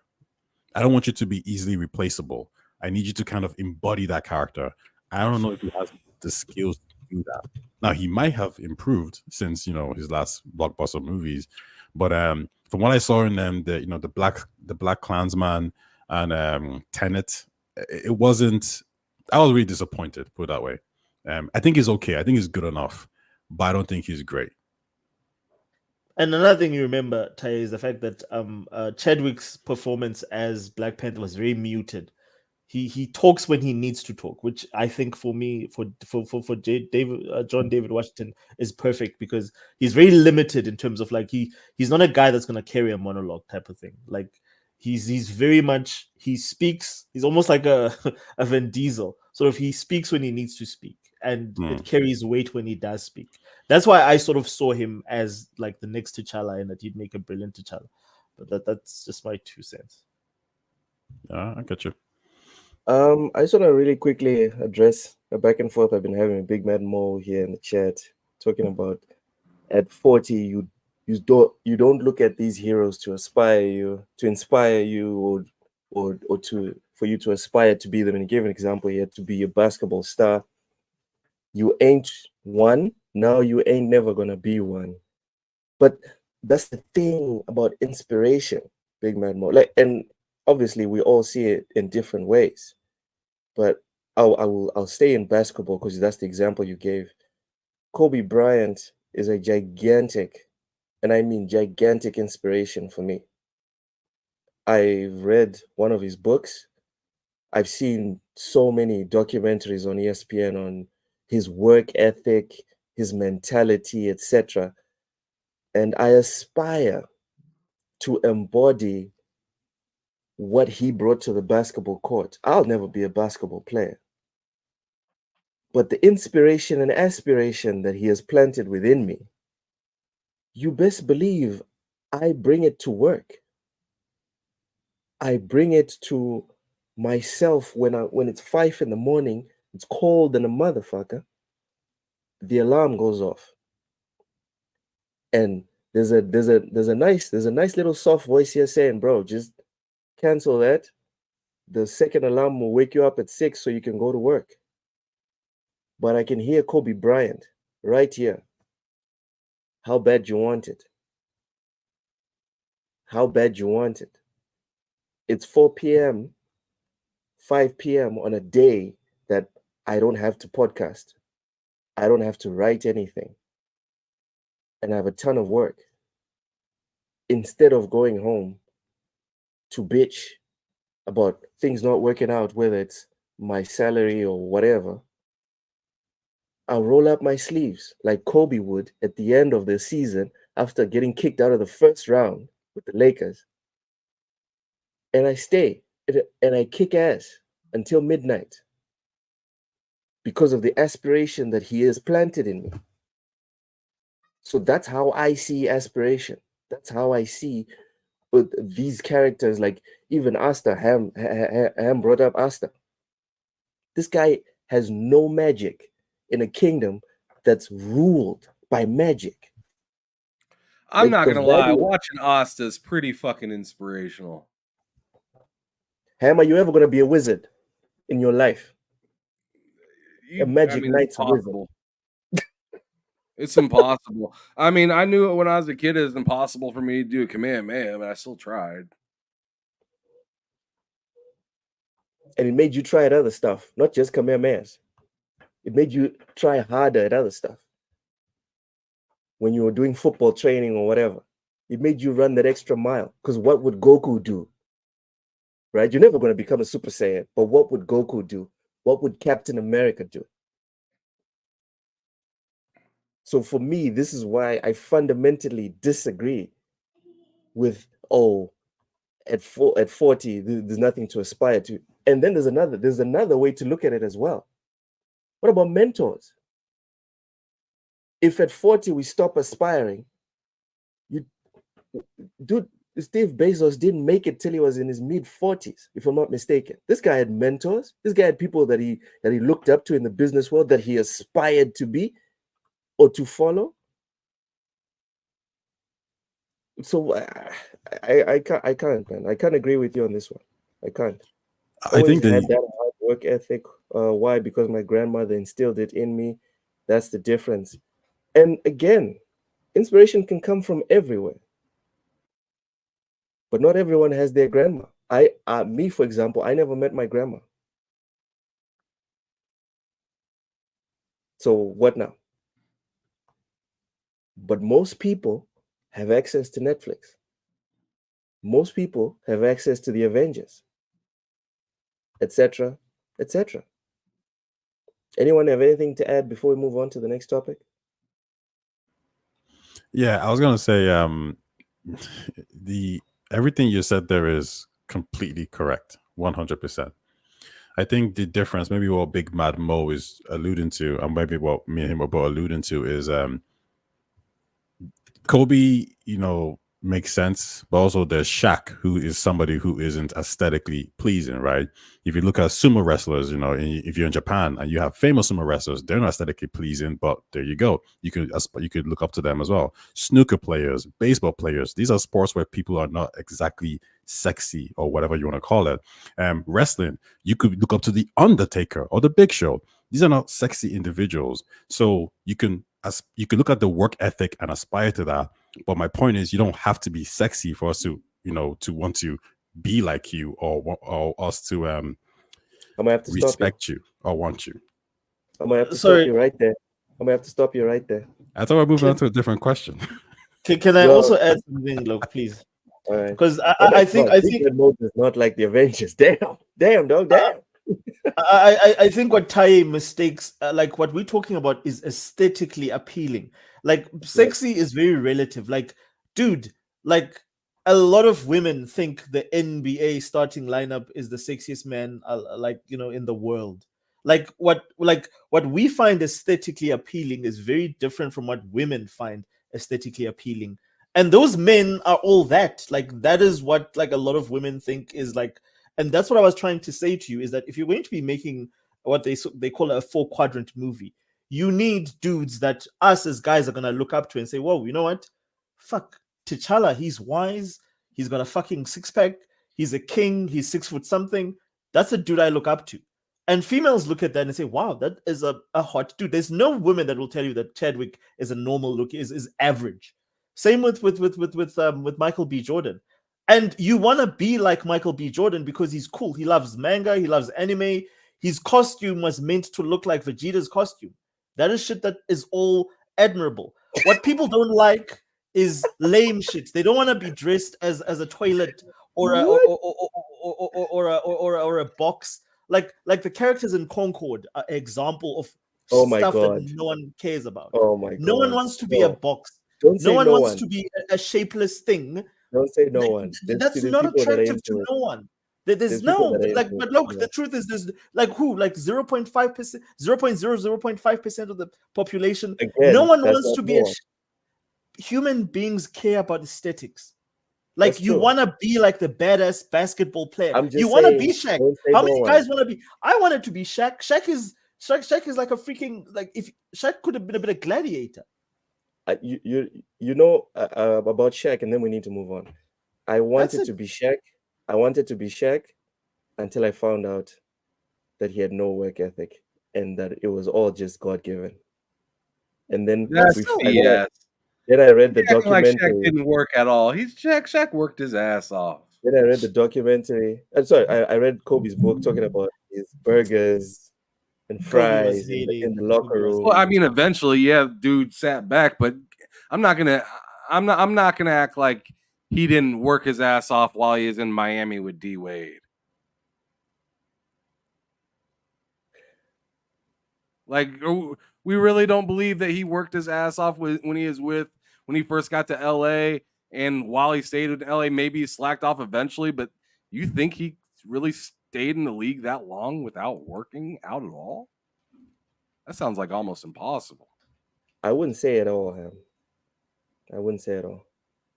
But a lot of people's comments from like the NBA analysts and whatever, the people that live and breathe the NBA, everyone just bemoans the fact that Shaq could have dominated the NBA for way longer than 3-4 years when he was like at apex Shaq. He could have done what LeBron did for 20 years. It's like a whole ass like decade and a half. 3-4 years. What? All right. So the next the whole time he was in Orlando, he was just slacking off. He got to LA, he was slacking off. I think people just want him to be bigger than what he ended up being, which is massive. And this is, and I think it's a little weird because if we're gonna talk work ethic, like I feel like then we like can we compare his work ethic to like whatchamacallit, the guy that plays for the Pelicans? Zion Williamson. Zion Williamson, yeah. Shaq had a better work ethic than Zion Williamson. No doubt. I mean, I just don't know. I mean, there's so many players I feel like that didn't quite get as good as they could have been because they maybe didn't take advantage of everything. But I don't know, man. I feel like he got to a certain point where he was dominating so many people that maybe he slacked more than some people would have. But at the same time, I don't think anybody understands what he did slack. Maybe there's a possibility that he did. I'm not saying that there is no possibility. I'm just saying, like, to be that dominant, I don't know, man. So again, man, like I never played the NBA. I've never been around the people in the NBA or whatever. I'm just going off of what the people that either played with Shaq, against him, or coached him said. That's the one thing that they all universally agree on.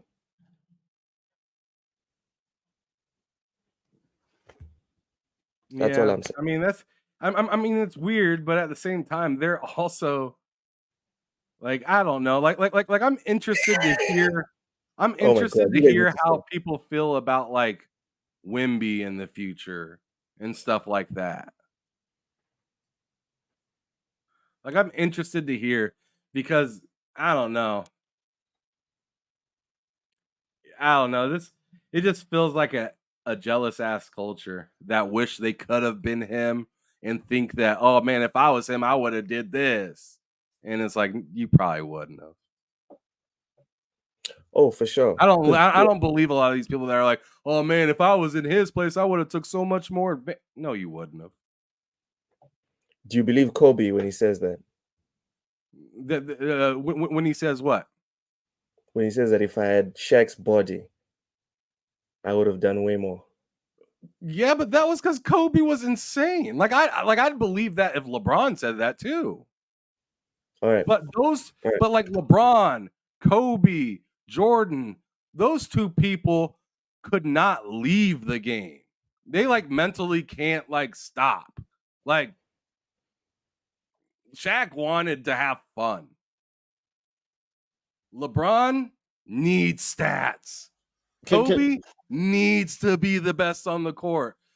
Jordan wants to humiliate you. You know what I'm saying? Shaq wanted to humiliate you, but he also wanted to have a fun time.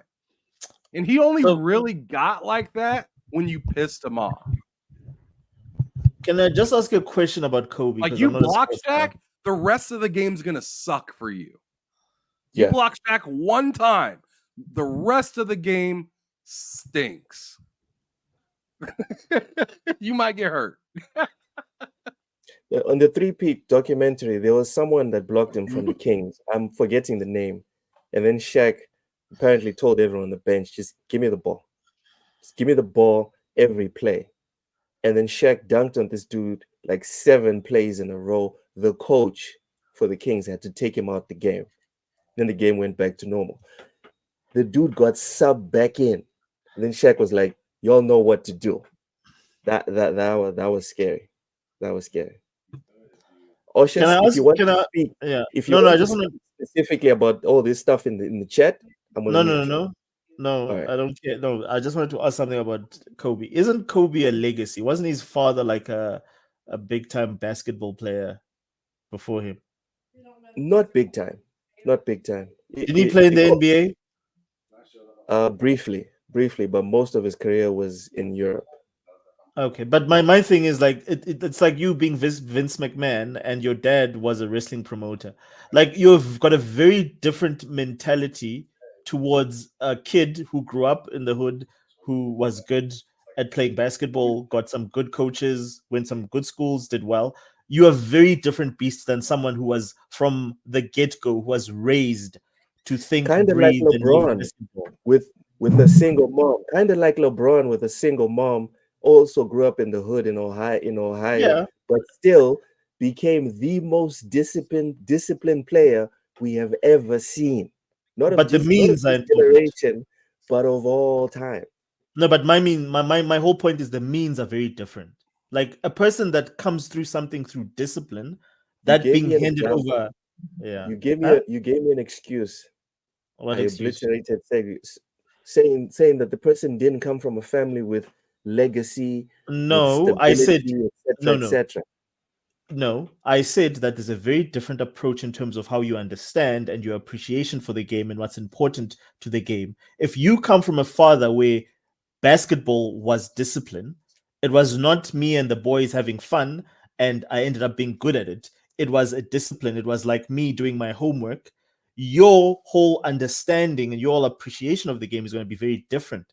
How you approach playing. The first thing, like if I look at like the dude was very, very obsessed with like the fundamentals, which had nothing to do with basketball, which was discipline, regime, understand. Like that was his thing. He's very, very, very, and it comes from a lot of people that grow up in sport like that tend to have that sort of mentality.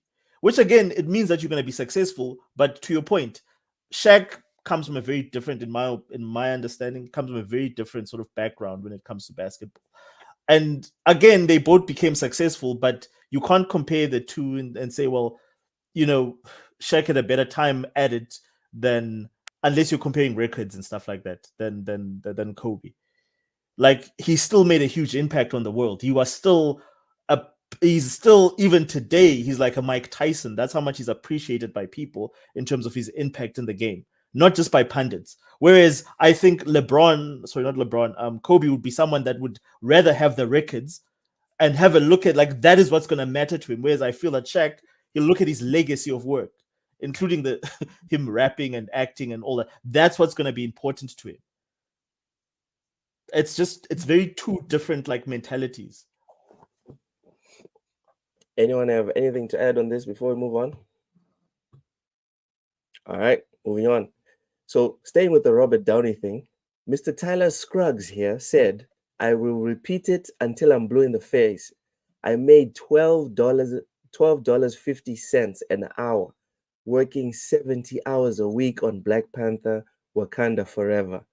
Went up to $14 on Blade version 1.0. So the Blade that was going to become Bladette. He is complaining about Robert Downey Jr. getting paid ridiculous amounts of money and him getting paid $12.50. Tyler Scruggs is a writer.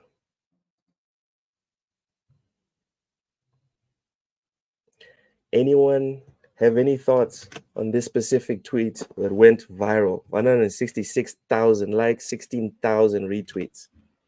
What are the comments saying?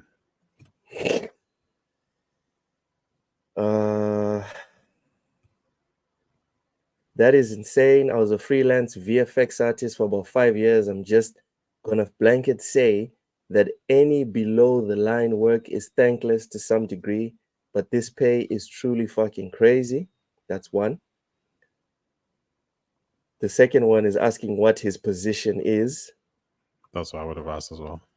He didn't reply. He said unhoused, as in he doesn't have housing. The next one said Blade V1, like the OG Blade. No, the first MCU attempt. Okay, that doesn't count.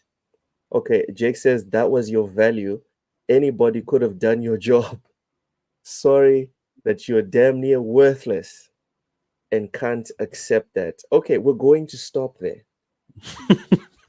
We are going to stop there. So thoughts? He shouldn't compare himself to Robert Downey Jr. Robert Downey Jr. will bring millions for Marvel. He brings nothing. Like his job is probably really replaceable. So if he wants to complain about, I deserve more money, that's fine. I would look at his local politicians to see what the minimum wage in his state is. I would look at the job that's been offered. Like sometimes the reason why wages are that low is because many people are willing to do it. That's just kind of what it is. So people might tell him, get your money up, go get a degree, go do some kind of course, become an engineer, become programmer, and then you get your money up pretty much. But I don't know what he's doing. So I don't know what he's complaining about really. He didn't give context. So to your point, Ty, Mike is asking him, how many tickets did you sell?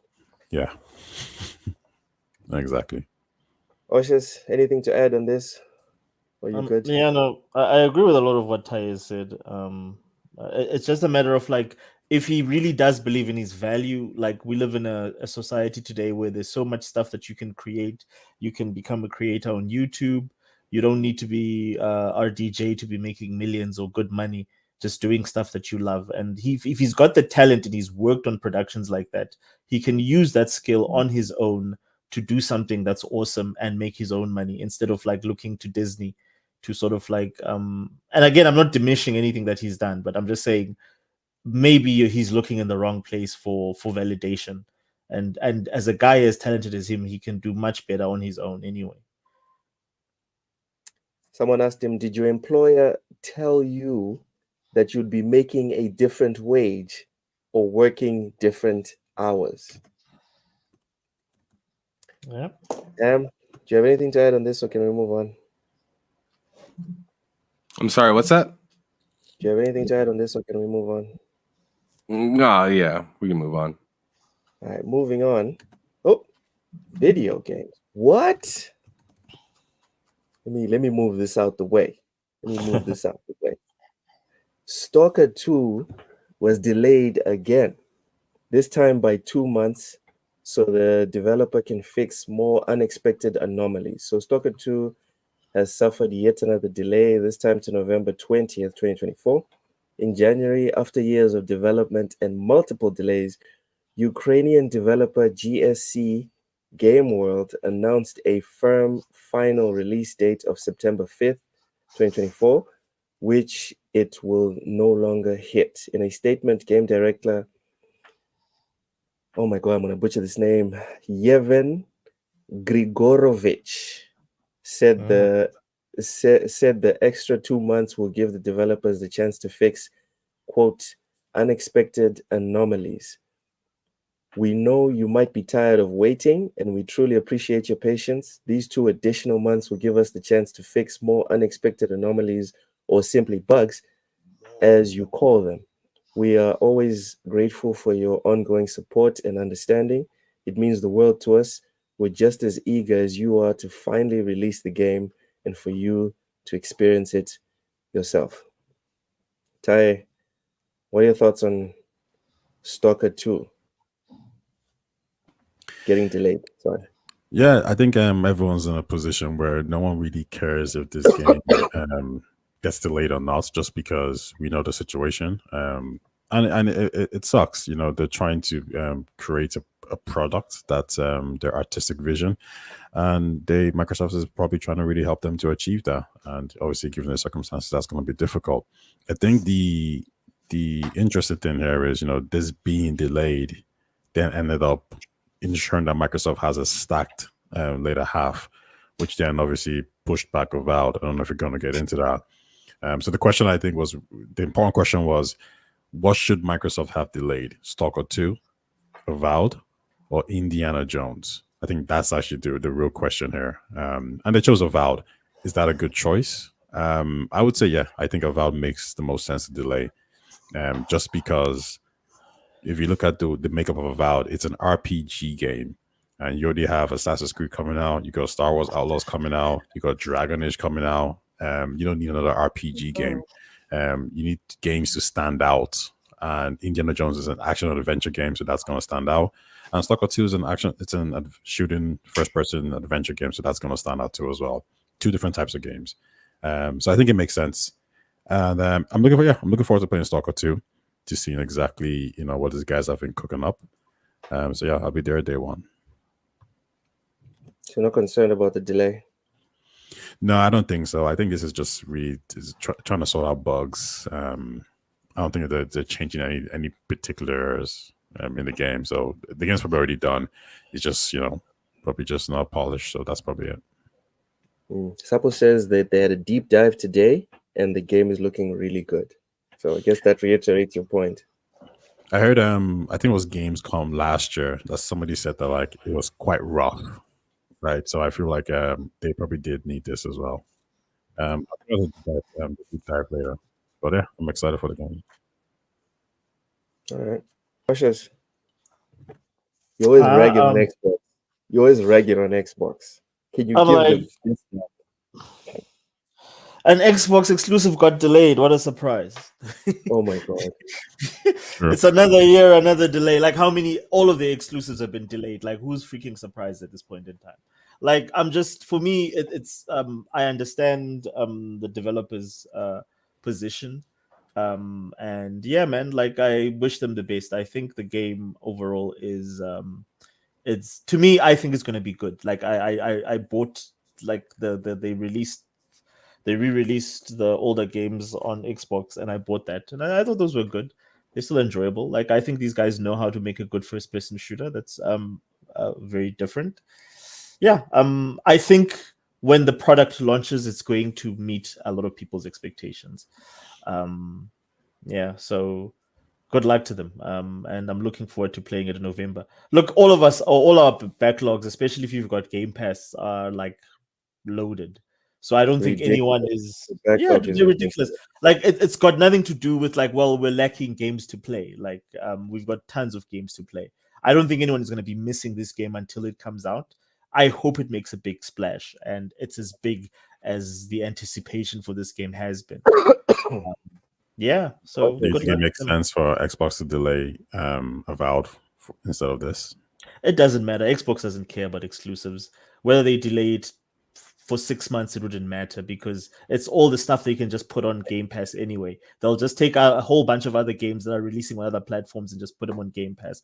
Like none of that matters to Xbox. Like that's the thing. Like that's not their strategy. And I think we've all agreed on that it doesn't matter to them. Sony, for instance, would be a company that if they had this IP, they would go out of their way to make sure that if it's releasing in November, everyone knows it's releasing in November and it's a big deal. With Xbox, it's just going to be another launch. It's like, okay, cool. Yeah, Stalker's out. Go get it if you want. If you don't, it's okay.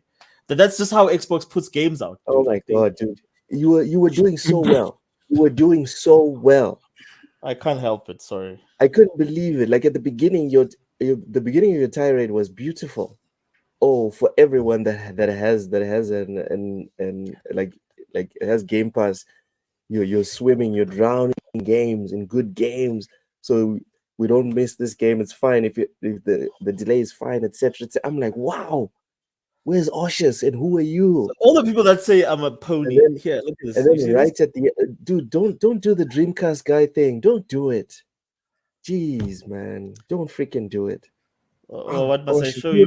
So well. You were doing so well, Oshus. Must I do this? Oh my lord! All right. I think they care for sure. I don't tire. I don't think Xbox cares. Like if I just look at like how they've like approached how they release games, the lack like give me except for Starfield. I think Starfield is the only game that I can remember in recent memory where they actually put marketing effort. And that story, Senua Saga. Just because you didn't like the game, doesn't mean they didn't market the shit out of that game. Where was that marketed, Luke? I don't think marketing is the issue, though. I don't think it's about marketing. I think Xbox is just bad at marketing, so I wouldn't use that as a way to say you don't care or not. So I think the question will be, when did they drop the game? Like, okay, what can they control apart from marketing? And if you think about it, go ahead. The guys were talking last week. I don't remember when, but like I was watching the show. They were talking about like how great, how awesome, and I completely agree. Halo 5's marketing was. That was 10 out of 10. The product failed to deliver, but the freaking marketing campaign was next level. Same with Gears of War up until Gears of War 3. Like their marketing is asleep, dude. Like Xbox cannot build excitement. I'm just trying to think. What's the last game they built excitement for? Dude, I just said Hellblade. Why Starfield. are you pretending? Am I muted? cares? Can you Like, not dude, hear me? Hellblade. Can you Who not cared hear about me? Hellblade, Luke? Who cared about I Hellblade? did. I did. Okay. What? You didn't care about Hellblade, Luke. I cared about Hellblade. No, Ham. We both cared about Hellblade. You You finished. gave Hellblade up on it in a millisecond. because I don't care how hyped I am. If I'm not feeling it, I'm out. Okay. I You didn't rest care my that case. much about it. Yeah, I guess maybe. Anyway, Stalker 2, Ham. How you feeling about the delay? I mean, only specifically for that team am I giving it a pass. Because of the IRL stuff. Yeah. All right. So we're giving them a pass. Next, we have a controversial gaming tweet. Or maybe it won't be controversial. Maybe everyone here will agree. But going by our batting average today, I doubt it. Noir said, "Am I the only one who misses when shooters had a gritty military tone?" And then put this picture up.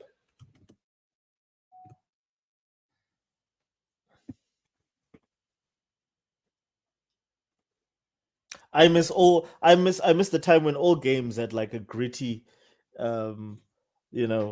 masculine sort of tough appeal. Less purple, less pink hues and blues and all that stuff that you see here on the other side. Like, and this is mostly the 360 PS3 era. And to me, that was like the apex in terms of like when gaming sort of really, really like peaked. After that, yeah, I don't know what the freak they're making now, man. Well, here's an important question. Why do you think it changed? Well, because of the makeup of the people working at the studios. I think it's not because the game has changed. The market has not changed. Think about it though. The market has not changed. What's the biggest game right now? Fortnite. Okay, wait. Fortnite. No. What's the biggest game on which platform? Like in terms of like Well, Fortnite's on every platform. Yes, it's on every platform, but like Yeah. on console, you would say that the biggest game is Call of Duty or Grand Theft Auto. And look at the theme of those games.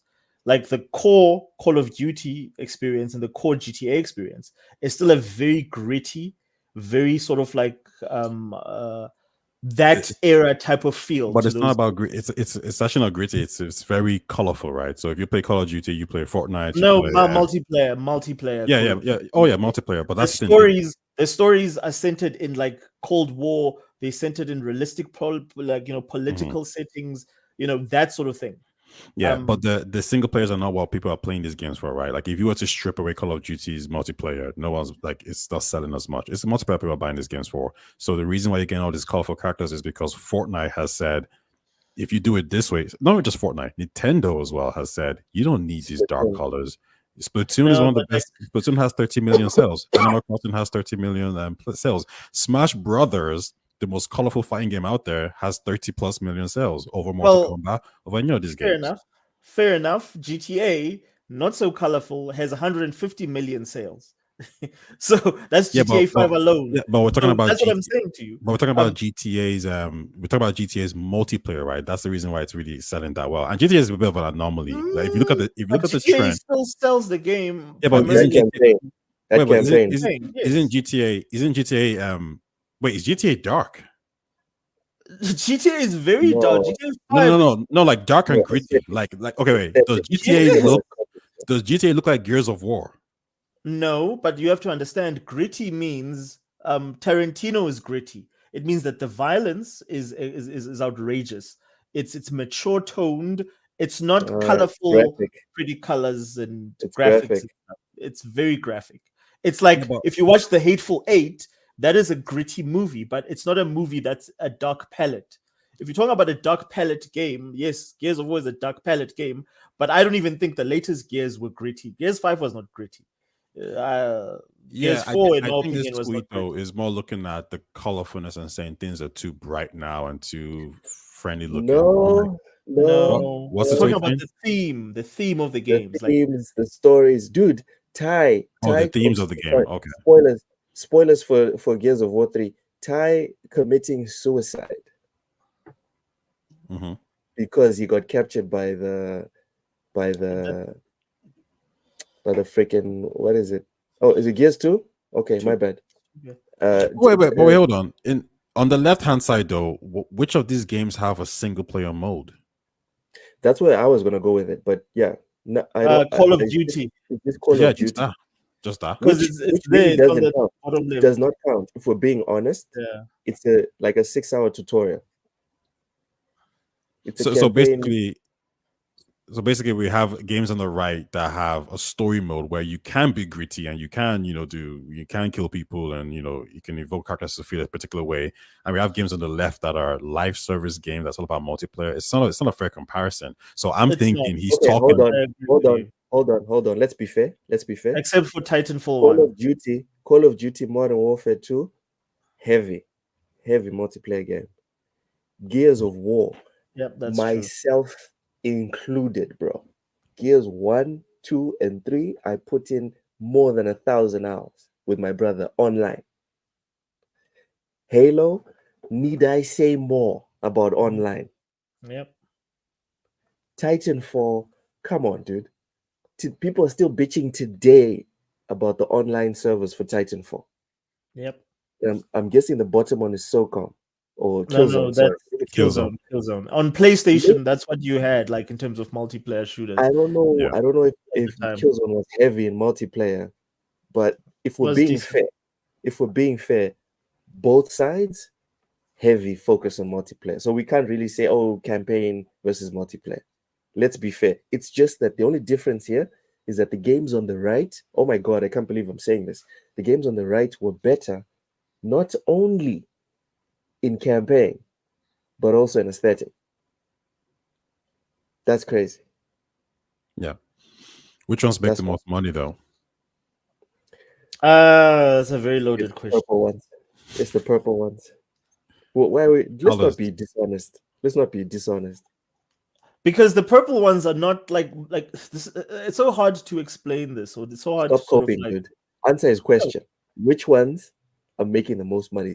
Well, Stop first of all, I'll tell you that Concord is not making any money. Concord, and So- neither is neither So is let's get that game, freaking right? out of the way. So what is the second game on the other? Because I don't even know most of these games. I can recognize Fortnite. I can recognize Call of Duty. I don't know what the rest of this purple shit is. This The bottom this right one one this as well. one this one's the one from PlayStation with What's that? the bathing, the soap thingy. What is That it didn't called? sell nothing as well, like Foam Stars.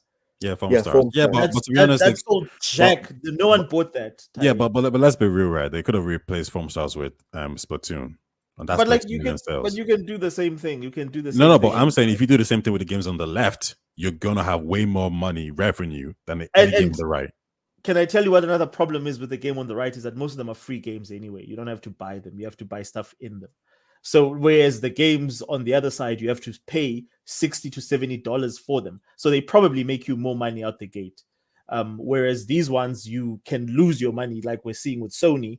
Sony is losing money hand over fist because they bought Bungie because they thought they would make more purple games, and it's just not working for them. The purple Richie, magic has run out. Sorry, I wasn't laughing at you. I was just Richie says, "Hey, I loved Foam Stars. Stop bullying it. Come on, there's no way you're serious about that." All right, so what, for real? Yeah, He actually loved it. he does. I don't know He's if talked about it a few times. I don't know if you guys Damn, played bro. For Honor. Damn. It was really good. It's a really good game, and I remember like Sorry, it was Richie. maybe My bad. Go ahead, Ty. Go ahead. I was saying I was playing For Honor, and it's a really good game, and I remember like maybe a year or two later, Ubisoft starts adding all these special effects. People start having colorful wings, colorful armors, all this kind of stuff, and it just hit me there that like, yeah, listen, you can't sell, the same dark pellets gloves over and over again, but if you sell a purple glove, red glove, white glove, if you let them express themselves in all these ways, it's gonna happen. So the only reason why I think we're getting all these colorful games is because it lends to the live service element of buying and buying all these microtransactions. Does That's it. CS:GO have stuff like this? No. No. If I'm not mistaken, CS:GO is one of like the most played games in the world. Yeah. Yep, on Steam, yeah. But I would urge any developer to to not just be like, oh, okay, well, CS:GO did it, so we can do it. That game is an anomaly. But like same with Fortnite. Like Fortnite has proven that. Like Concord will never Fortnite because it's not Fortnite. Like it's a once in a lifetime. Like getting one of these games right is so rare. It's super rare. And everyone is putting money into these live services and they're all failing though. Rachie, what? Ham, do you have anything to say about this tweet? Because Rachie done. Oh my God, Rachie, what? Go ahead, Ham. Go ahead about what? Never mind. Never mind. Yep. It's not important. Sure. Moving on. So, there was this tweet that I saw that was very. Oh, what? The account was suspended. Oh no! They suspended Cult Classic Cage. Oh. What? Oh, for what? I saw this exchange Like from her Cult Classic YouTube Cage or her? Twitter. I saw Oh, her an Twitter. Oh, she'll exchange be from back. Cult Classic Cage with the Black Viking, friend of the channel. So two friends of the channel. Damn. Oh no! That sucks. So okay, Oh. so hold on, I gotta pay attention to what's going on here. It's fine, man.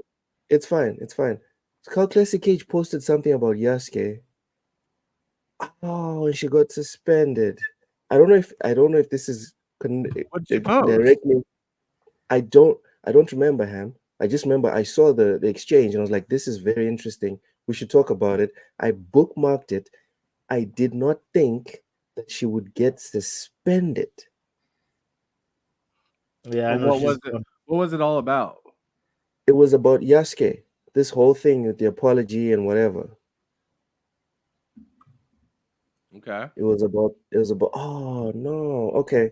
Well, unfortunately, we're only going to get one side of this argument. That's pretty shit. Poison Maniac says she's back already. Is she? So why does it say I that can't it's for find the her page suspended though. account? I can't find Sorry? her page. I just looked. You can't find her as well. Nah, not on my. I tried now on my Twitter. I can't find her. Oh my lord. Oh wait! I think she's back. I know she is back. So why is this post still like this? That's what I'm Oh, but trying like to understand. I'm not sure if this is her because I need to. When someone gets suspended, you need to follow them again from scratch. No, I don't think you need to follow them again. No. It's well, she does say yes. Suspended. Subscribe to my gaming channel for the real Mufa's opinion. Yeah. So this is another channel, I think, because I need to follow this from scratch. Oh, so she opened a new account. What? Yeah. Is this She's over only got. Yasuke? My question is this about Yasuke? New account says Poison Maniac. All right, fine. So anyway, unfortunately, we're not going to get her side of it. I thought the back and forth was very interesting. We're just going to listen to what the Black Viking said because he's not suspended. Yeah. Here's what he said. Suggesting Ghost of Tsushima is good and respectful, but Ubisoft has the primary goal of manufacturing engagement in Assassin's Creed Shadows - false dichotomy. So he's saying that that's what she's suggesting or was suggesting. Dismisses the game primarily because it was developed by a French company instead of the Japanese - ad hominem. Brings up the nationality of the game developers, distracts from the main point of whether the game is good or respectful - red herring.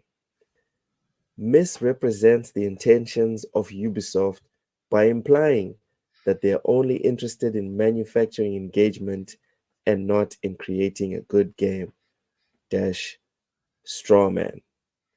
Just play your games, dog. That was the Black Viking to Cult Classic Cage. This sucks because we can't see what she said originally.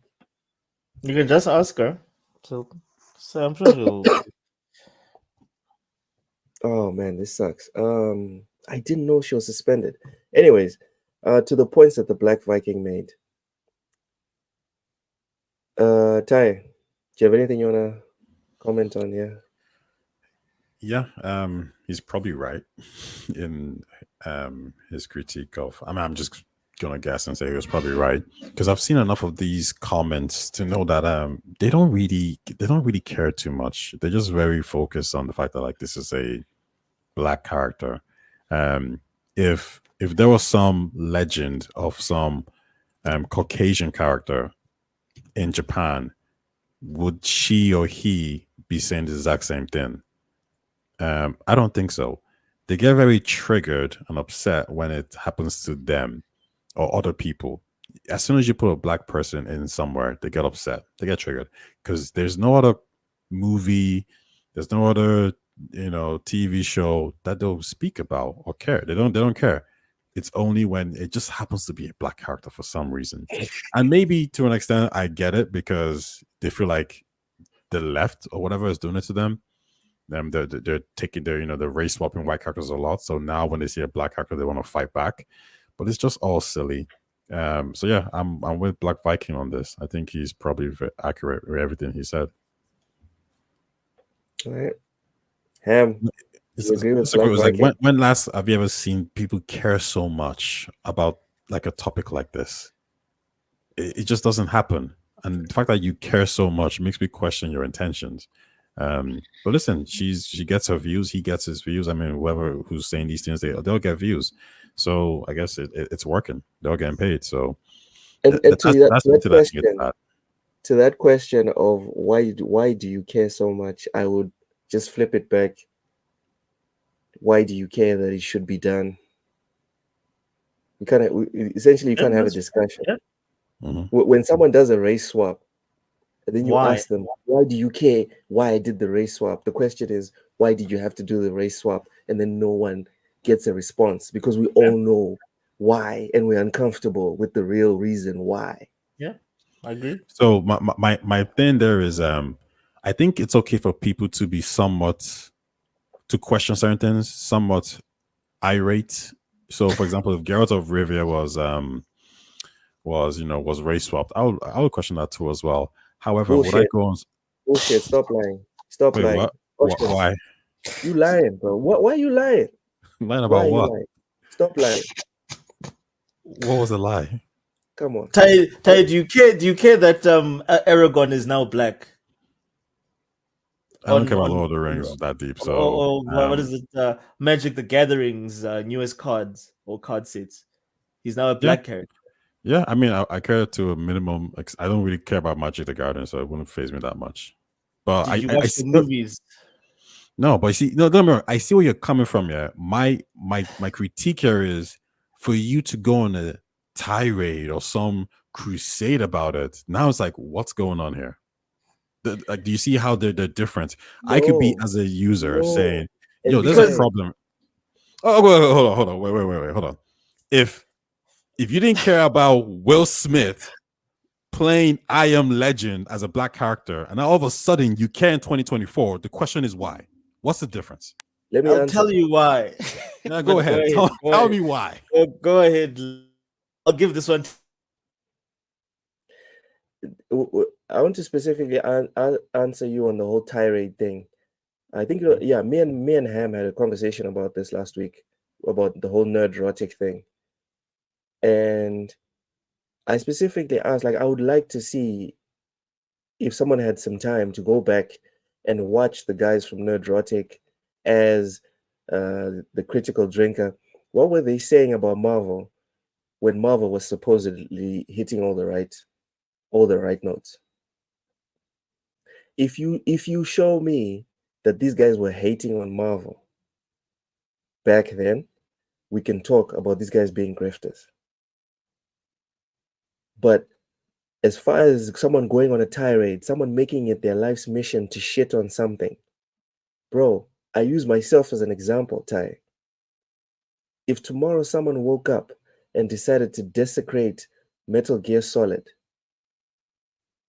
and Michael B. Jordan is now Solid Snake, I would make it my life's mission.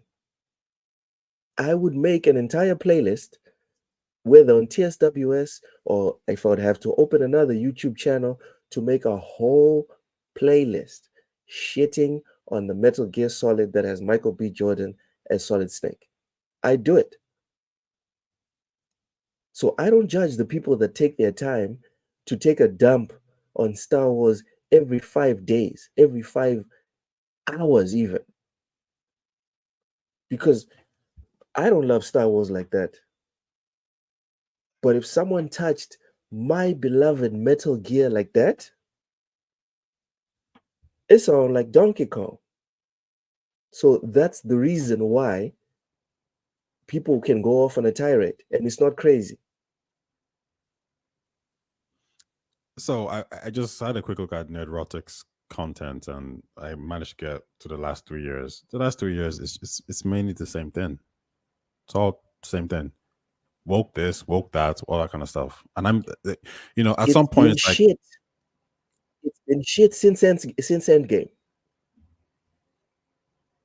So 3 years ain't gonna cut it, dog. Try 6, try 9, try 10 years ago. Yeah. I don't think he has that content up. I can't go Alright. that far. When you have time, we can do some house can't go cleaning that next far. week. When you have time, we can do some house cleaning. Raichi says they're going to Joel off Geralt in the next game, so Oof. no matter. I See, hope they Raichi, don't. no, you know what, you guys, you see, in the books, Geralt actually does take a back seat.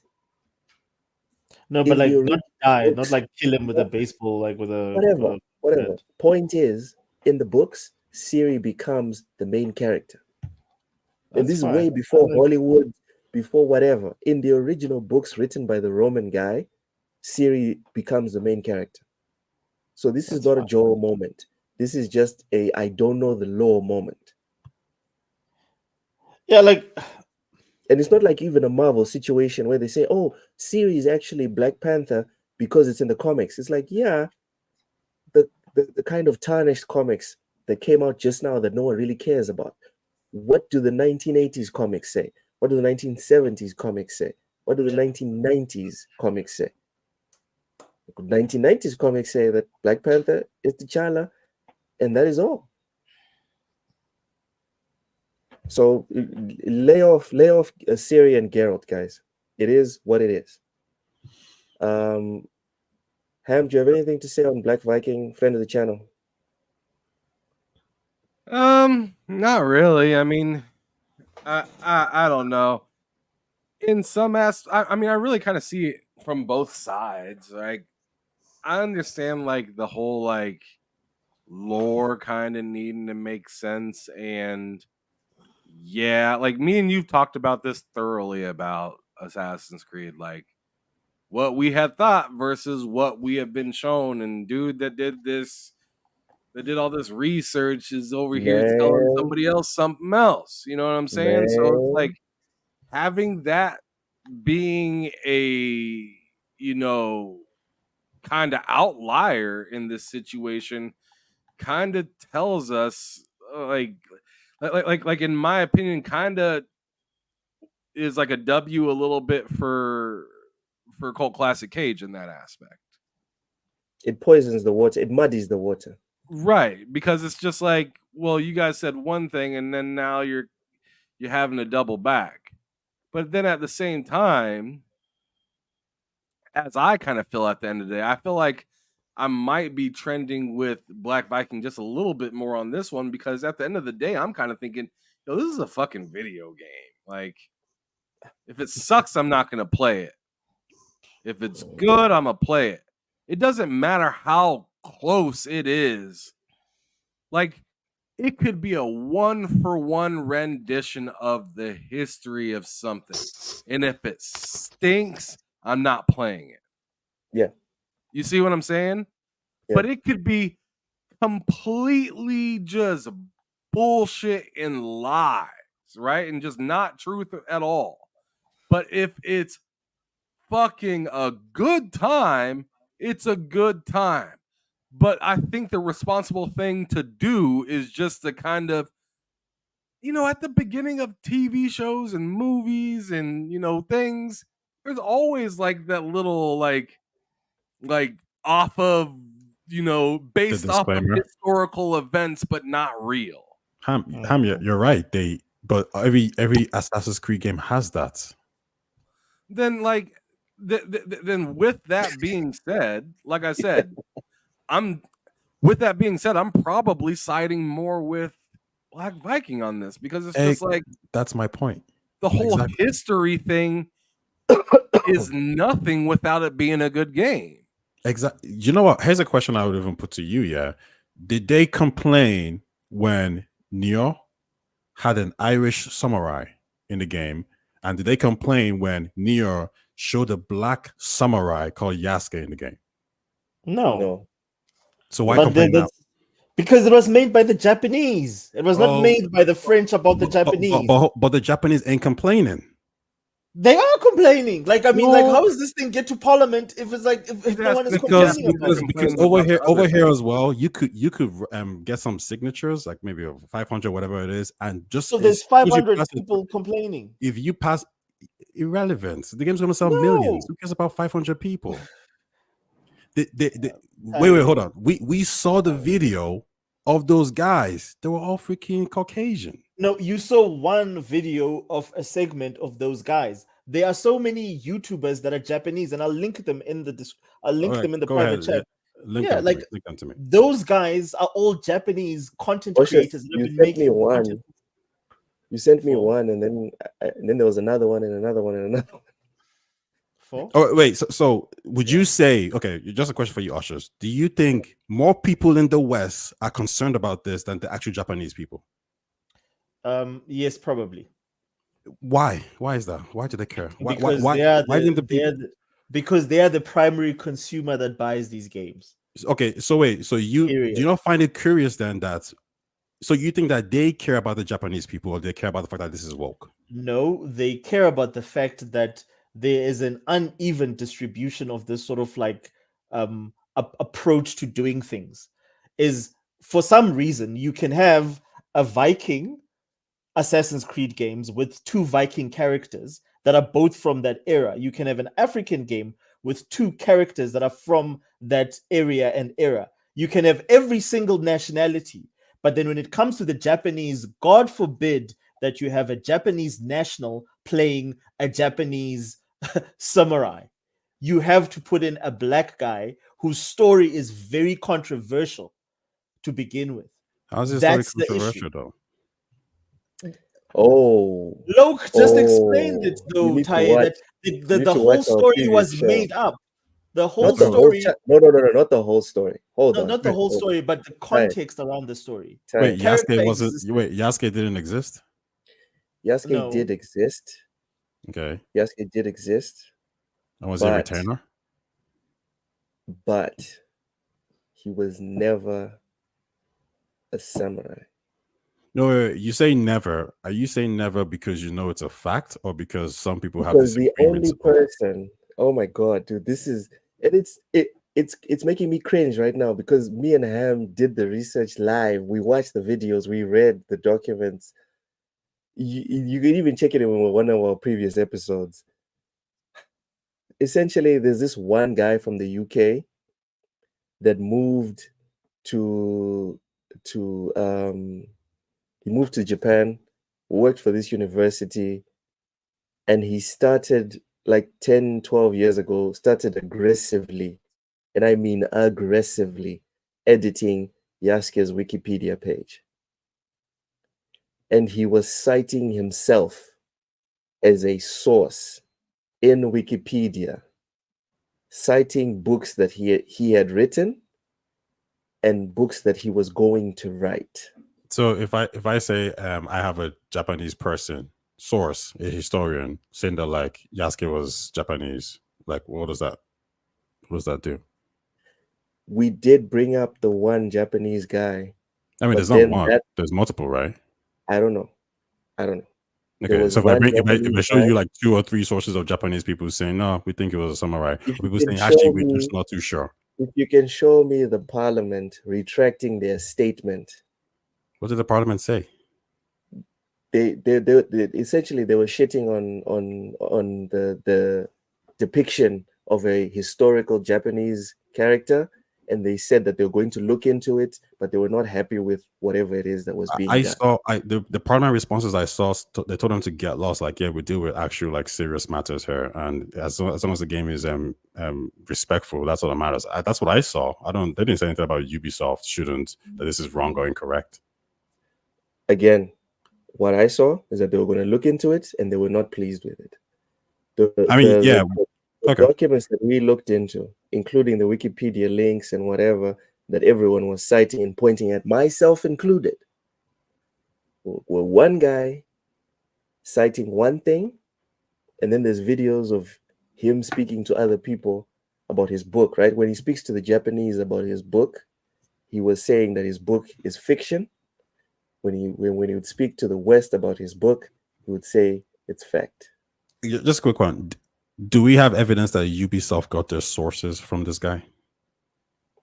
No, we don't. But the only source that exists of samurai of Yasuke being a fully fledged samurai and not a retainer or someone that was just there and got a sword just for self-protection or whatever, the only source that we have is this British guy.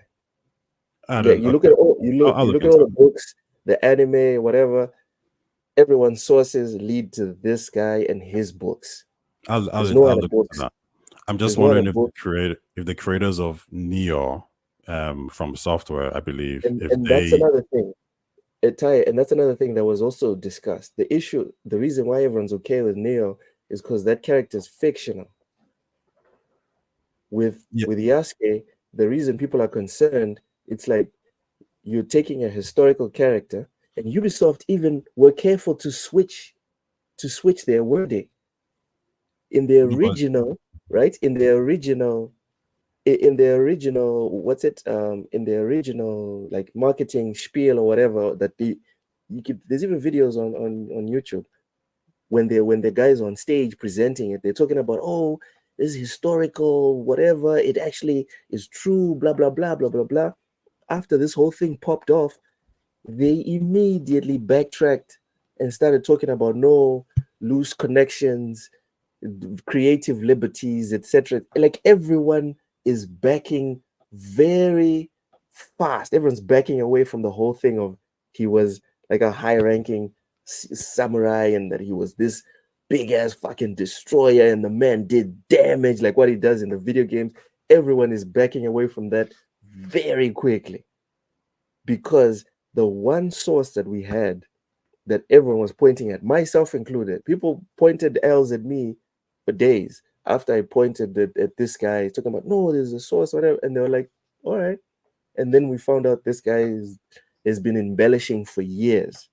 What we do know, which is what I also know here from like in Mozambique, is that he went to Japan, he hung out there for a bit, probably learned a thing or two. Was he an actual samurai? You know, I even wonder, like, does that even matter at this point? Like, and I'm not trying to, move the goalposts because my stance was always samurai or not samurai, who cares, right? It's a fictional game, and I'm perfectly fine with that. And when you brought up, the reason why it doesn't matter with Neo, I'm saying like, yeah, but Yasuke was in Neo as a samurai. So that's what I'm wondering. Did the Japanese reference this guy and say he's a samurai?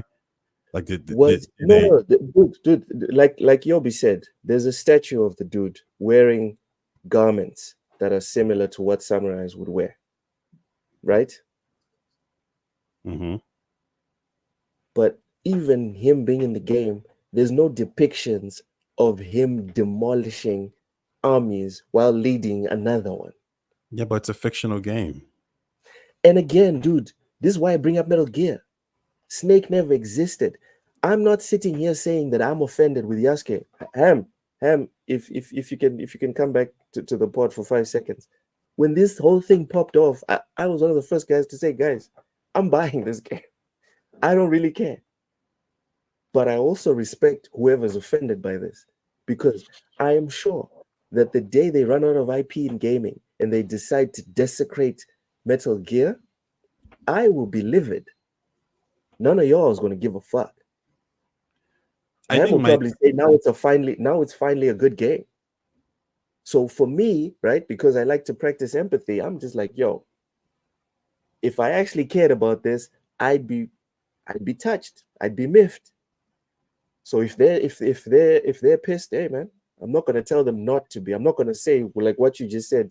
It's not a big deal. I'm not gonna say that. What I'm going to say is that I'm going to partake. They're That's drama what I'm gonna queens, say. man. Like these people. First of all, most of the people aren't even buying the game. They ain't even consumers of Will you call Assassin's me a Creed. drama queen when I start shitting on Metal Gear and they make the protagonist look like you and me? Will you call me a drama queen? Metal Gear Solid. I mean, that's a little bit different, though, isn't it? Like, what is this a multiverse version? No, Of how is Snake? it? How is that different? How is that different? Are we I'm talking gonna say- multiverse version of Snake?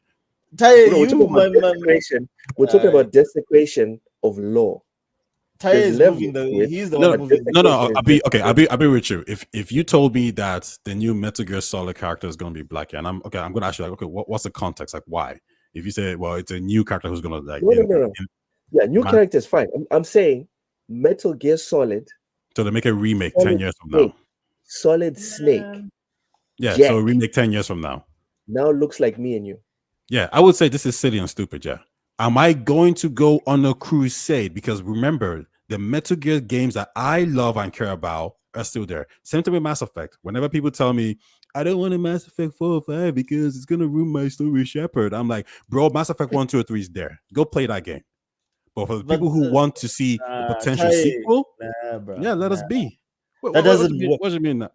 No, I mean, yeah, that's bullshit. Like, bro, like how is it like so fuck my fuck my fandom. I must be okay with you taking my thing that I grew up with and repurposing it for a different market that doesn't care about it.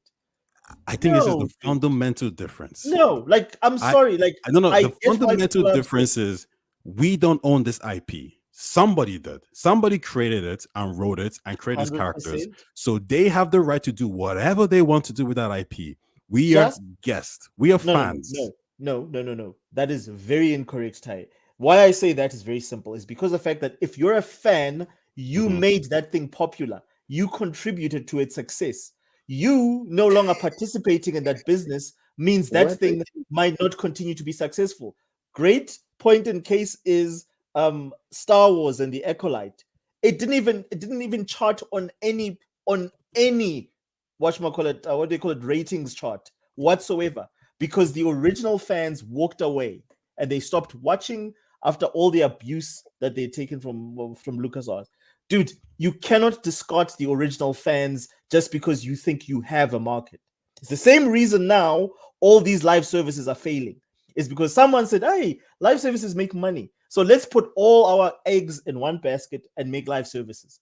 What are we getting? Sony, a company that was so consistent during the PS4 era, has not released any of their flagship titles because they're concentrating on live services. Fine, if that's where we're going, then I can't argue with that. But all I'm saying is that I will always say fuck that. It's not for me. No, and I completely support. You can say I'm not feeling your take. Am is not feeling it. You can say screw that as much as you want, but at the end of the day, these people, like Disney bought the IP. The fans didn't put money together to pay George Lucas off. I mean, they could have, they didn't. So Disney owns the IP, and Disney can do what they want to do with it. Now, Disney can say screw the fans and go get new fans. I mean, it is what it is. I think as long as the main what got you interested is still there. So for me, yeah, I love Star Wars 4, 5, and 6. I love 1, 2, and 3. If I want to, I could ignore the rest. I don't care. J.K. Rowling said, "Yo, I'm gonna make new Hogwarts books." I don't care about her new Hogwarts books. I already got the ones I want. I'm cool. All I'm saying to you, Ty, how well has that worked for Disney? The two IPs, Star Wars. Look at in terms of money. Go and look at in terms of revenue that Star Wars has made since it was bought. How well has that worked for Star Wars, and how well has that worked for Marvel and the MCU? I mean, like, what are we putting out to? We're putting out to bad writing, though, aren't we? No, Because, if it was okay, just bad I'll ask you writing, this, a yeah. lot of movies For me, were badly written in the first phase or in the second phase, well, but they I'll do didn't this, tank yeah. the entire franchise. Well, for me, the best Star Wars TV show is Andor. Yes. Do you think the Acolyte did better than Andor? Hell no. You think more people watch Andor than the Acolyte? Yes. Really? I want to look that Yes. up. Look it up. Also, Look it up. a bit of Andor a bit is of renewed. house-cleaning. Andor has been renewed for second season. Also, a bit of house cleaning. Tai, Mhm. I promised you and I forgot who else in the chat that I was going to rewatch The Acolyte, and I tried, and I couldn't do You it. tried, you didn't like it, no? I'm sorry. I stopped again with The Fire in Space, and I know it's been done on other shows, but the other shows had other great things going for them. So even when they had Fire in Space, we overlooked them. For me, it's just I couldn't do it. I'm sorry, dude. Again, it goes back to the whole thing of I'm not going to do something if I'm not getting paid for it. If I'm not enjoying myself, I'm not going to do something if I'm not getting paid. Whether it's playing video games, watching a movie, watching a TV show, I'm just not going to do it. I'm sorry. When TSWS is making enough money in like 5 years, I can watch it for the channel, just for the pure cringe. But I'm not going to do it for free, dog. I don't care enough. I just don't care. Nobody shifted on Andor. Acolytes got shitted on before it came out, and Andor got praised before, during, and afterwards. Was it praised during? Because I don't remember that. I remember before. It was. It just didn't look. The kids that want to watch that little, like the things with the furry things didn't watch the show. It was much more marketed, a much more mature audience. That's why it didn't trend. Let's say, for instance, like something with a Grogu or something with a cute, cuddly character that can be sold into an action figure. However, as a Disney show, it did very well. And you can literally say, in terms of that's why they renewed it. And it's some of the best actual storytelling that they've I'm really trying to find Andor doing well, and I'm not seeing nothing about that. I'll link it. I'll do you a favor, Tai. I'll find it and I'll link it. Yeah, link it. What I'm seeing, because what I also saw is always like Acolyte had way more reviews than any of all the other Star Wars shows. So more people were clearly interested in watching it in some sense. I mean, it might be hate watching. Borderlands has 100 and something reviews and 500 reviews from viewers in less than a week. So people just hate watching. Let's not use the quantity of reviews as a reason. Yes. No. They are hate watching that. I want to hate watch it. Just to review it. Did you guys watch what's that, Ahsoka? No, because I'm seeing this right. I saw that it was okay. It wasn't bad. It's saying this did better than Andor as well. Yeah, it did do. Ahsoka did do better than Andor. Again, Ahsoka is targeted a much younger market, and I feel like people like myself are doing Borderlands a service by not going to see the movie and reviewing it. Explain. No, I'm just saying. What? I'm just saying. I'm doing them a service by not seeing the movie. I mean, sure, they'd get the money thing, sure, but it's not enough. Let's be real. My $20 ain't enough for that. Probably not. And to pile onto the baggage and then possibly make a point that a lot of people are much more attractive to than that $20 that they got from me. I feel like I could possibly be doing them a favor by not going to them. And I feel like a lot of us could be doing them a favor by not doing it because it's bad enough. They don't want people that they don't want people that played Borderlands to go see that movie. They don't. It's not going to end well. They didn't make the movie for us that played the game. They sure didn't do that. I felt like you see what's going to be nuts is if they, which I don't think they'll do, because I think Gearbox isn't silly enough to do that. Not two things in a row, Gearbox, no. But I don't think they'll. What would be crazy is if they shifted the way the games play because of the movie. Has that ever happened? Where a video game came out, they tried to make a movie about it, and then the video game went towards more of what the movie did than what the past video games Street ever done? Fighter. Street Fighter, the original Street Fighter, they released a movie version of that game. With Mortal Kombat as well? Jean-Claude. Yeah, What? with Jean-Claude in it, yeah. That's right. I have that game actually. I forgot. Did Mortal Kombat do that as well? No. Not Mortal Kombat. No. Mortal Kombat was the game first, then the movie. But it already looked very close to the movie, so I don't think they thought they should. Whereas, like, aesthetically, the Street Fighter movie looks very different from the game. Yeah, once that game shit the bed, they reverted right back to the old Street Fighter. Yep, they did. Yeah. I found a link. I think you might be looking for. It's Forbes, and it talks about how Acolyte did quite bad in comparison to Ashoka and The Mandalorian. But what it does say is, it says you should know the least watched show is Andor. Universally praised as one of the best things in Star Wars history, even past Disney era. It did in fact get a season 2, however, on a reported $250 million budget. Andor didn't do what it had to do, so they reduced the budget. And yeah, Acolyte did better than Andor. So the best Star Wars TV show that everybody loves, everybody loves it. The fans didn't watch it. But who wrote that article? Don't tell me it's your Forbes. boy. Oh, come on, Oshus. Come on.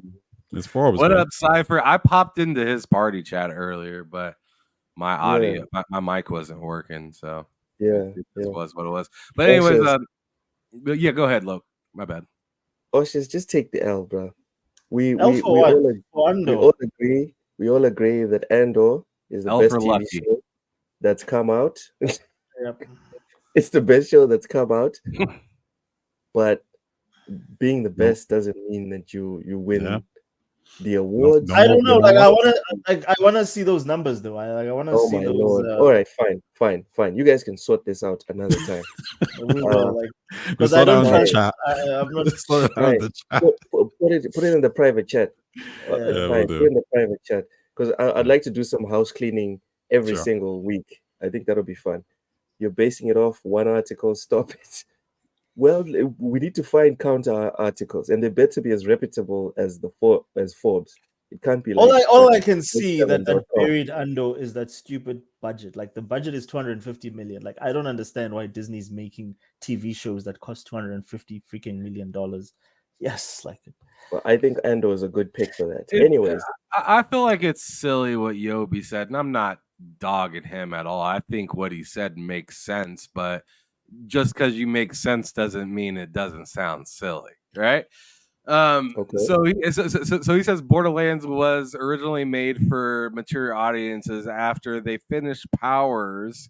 That he toned it down and changed the audience that fit the younger crowd. And I think that's insane because I remember when I was a young kid, I always wanted to go see R movies. oh, You see what I'm saying?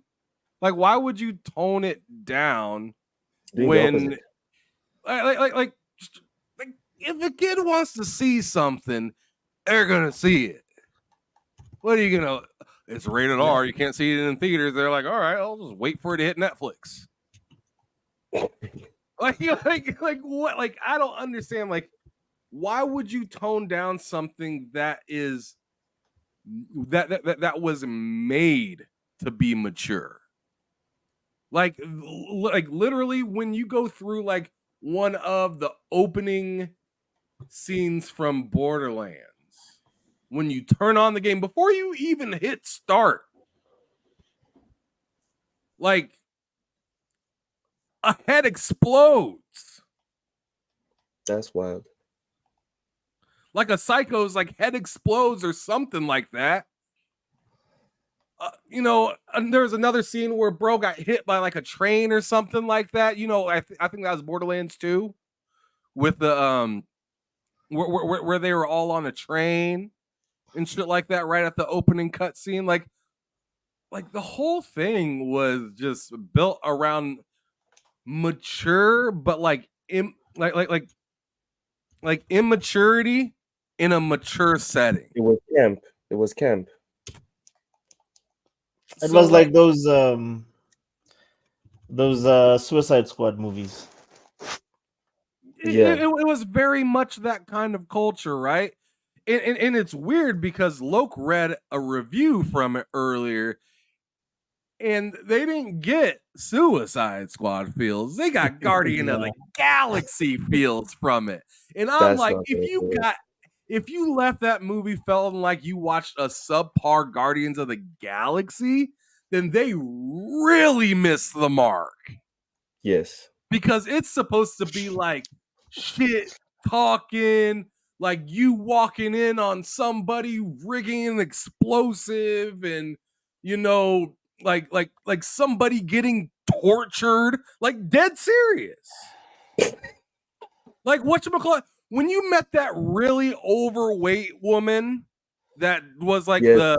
the car woman or whatnot, the woman that hooked you up with the truck Yeah. in Borderlands 2 in the I sand like area. her. She was insane. Yes. But when you meet her, she's torturing somebody. Yeah. And that accent is southern. Oh, that southern twang that she had. Oh yeah. Yeah. It was. You thought she was gonna fix you a nice plate of food until you seen what she was doing inside her building. Some apple pie, you know. And you're like, I don't want to eat nothing from here. Yeah. Yeah. I'm forgetting her name, but she was a very lovable character. Like all the characters were insane. Like to hear that you're toning down a movie when you have somebody that's insane. Like I've already felt like it was toned down enough when they came out with Tiny Tina's Wonderland. Like I was like, oh, this is like Tiny Tina in the most boring way. And then they came out with this movie and said, you thought that was bad. Check this out. PG-13. Check this out. Like that's insane. Like imagine going to a Batman, a G-rated Batman movie with Christian Bale. Would you even bother? I'm good. Not a voiceover, him actually acting. Fuck G-rated. Would you like to go to a PG-13 rated Batman movie? Do you know what movie really irritated me? I'd rather watch the cartoons, which, if I'm not mistaken, I think those were PG rated. You know, Tenet was like PG-13, right? PG-13 or something like that. That was really disappointing. Like, why would they even aim for that for such a movie? Really? Yeah, I there was one scene that really got on my nerves. One of the main characters was, you know, he was angry with people, so he was hitting people, and they were about to show like he was supposed to hit, like he hit his wife or whatever for betraying him, whatever it was, and the camera like cuts away and there's no sound effect. I'm thinking that's very like trying to keep things PG, and then I looked it up and it was PG. I don't know, there was something about that movie that just felt like it should have been more hardcore, it should have been more mature. But they were really trying to, and I'm guessing maybe actually because this was during COVID, right? So they were hoping maybe like families would want to take their kids, you know, to come and watch it. That's the only that's the only thing that comes to my mind. But yeah, I wasn't a fan of that. Yeah, I don't think it can work. I don't think it can work. And you guys know the reason why they make it PG-13. It's because you want to reach the most, like the biggest demographic. Yeah. Yeah, like Wolverine and Deadpool. Yeah, I'm hoping that switched things up. Like that changed everyone's perception. Yeah. To me, that just doesn't make any sense, though. Yo, Like to say, rating is oh, okay. we want to make it PG-13 so it hits a bigger demographic. Well, then you're minimalizing many. Then you're minimalizing the demographic above them, right? Yeah. Like I just don't feel like that. Like you it just makes me so sick just thinking about it, bro. It You're right. really irritates me that they went out of their way to care about something or somebody that never paid them any mind. What are you then gonna turn on the video game and be like, this is vulgar? Like, like what the hell?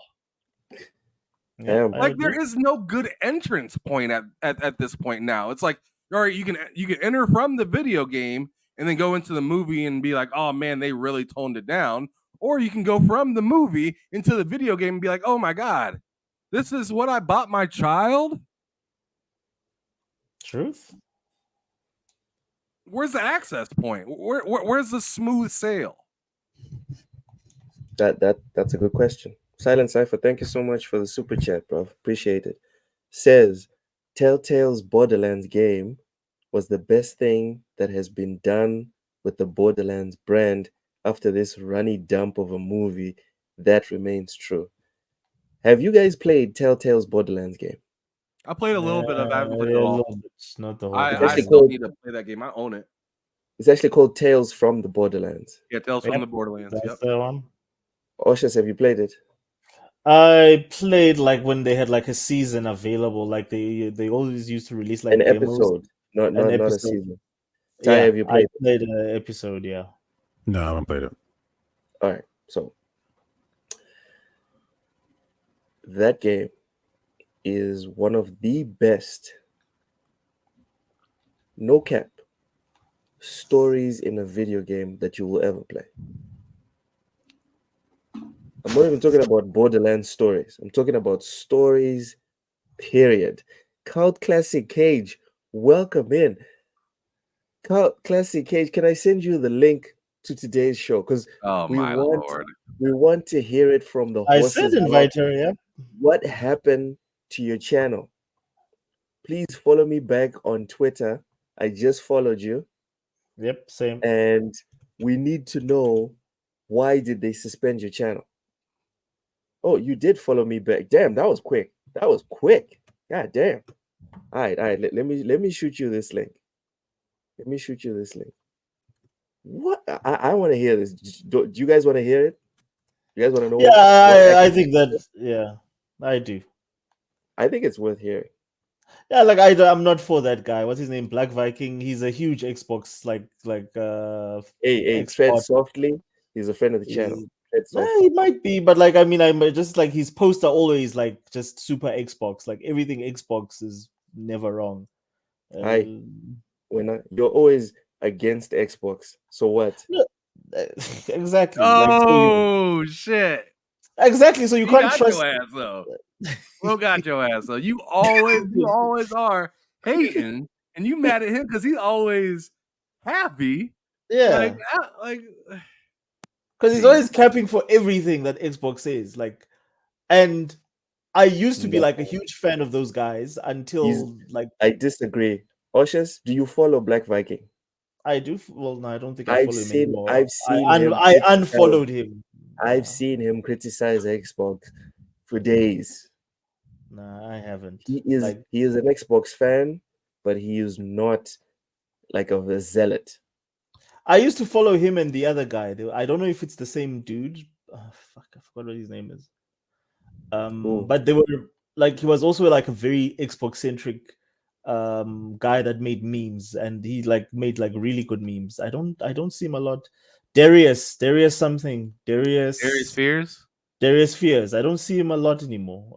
I used to No, follow the. I don't know. I've only like talked him one time in like a post. Yeah. I used to be a huge fan of those guys until like the whole Xbox thing sort of fell flat.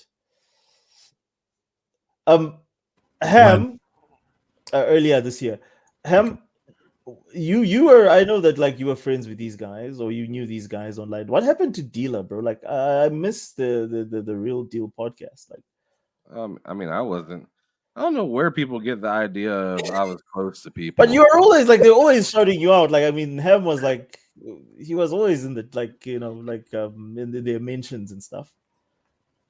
I don't know why they always did that. Yeah, they always mentioned you. They always shouted you out and stuff, like, especially Dealer. Like whenever.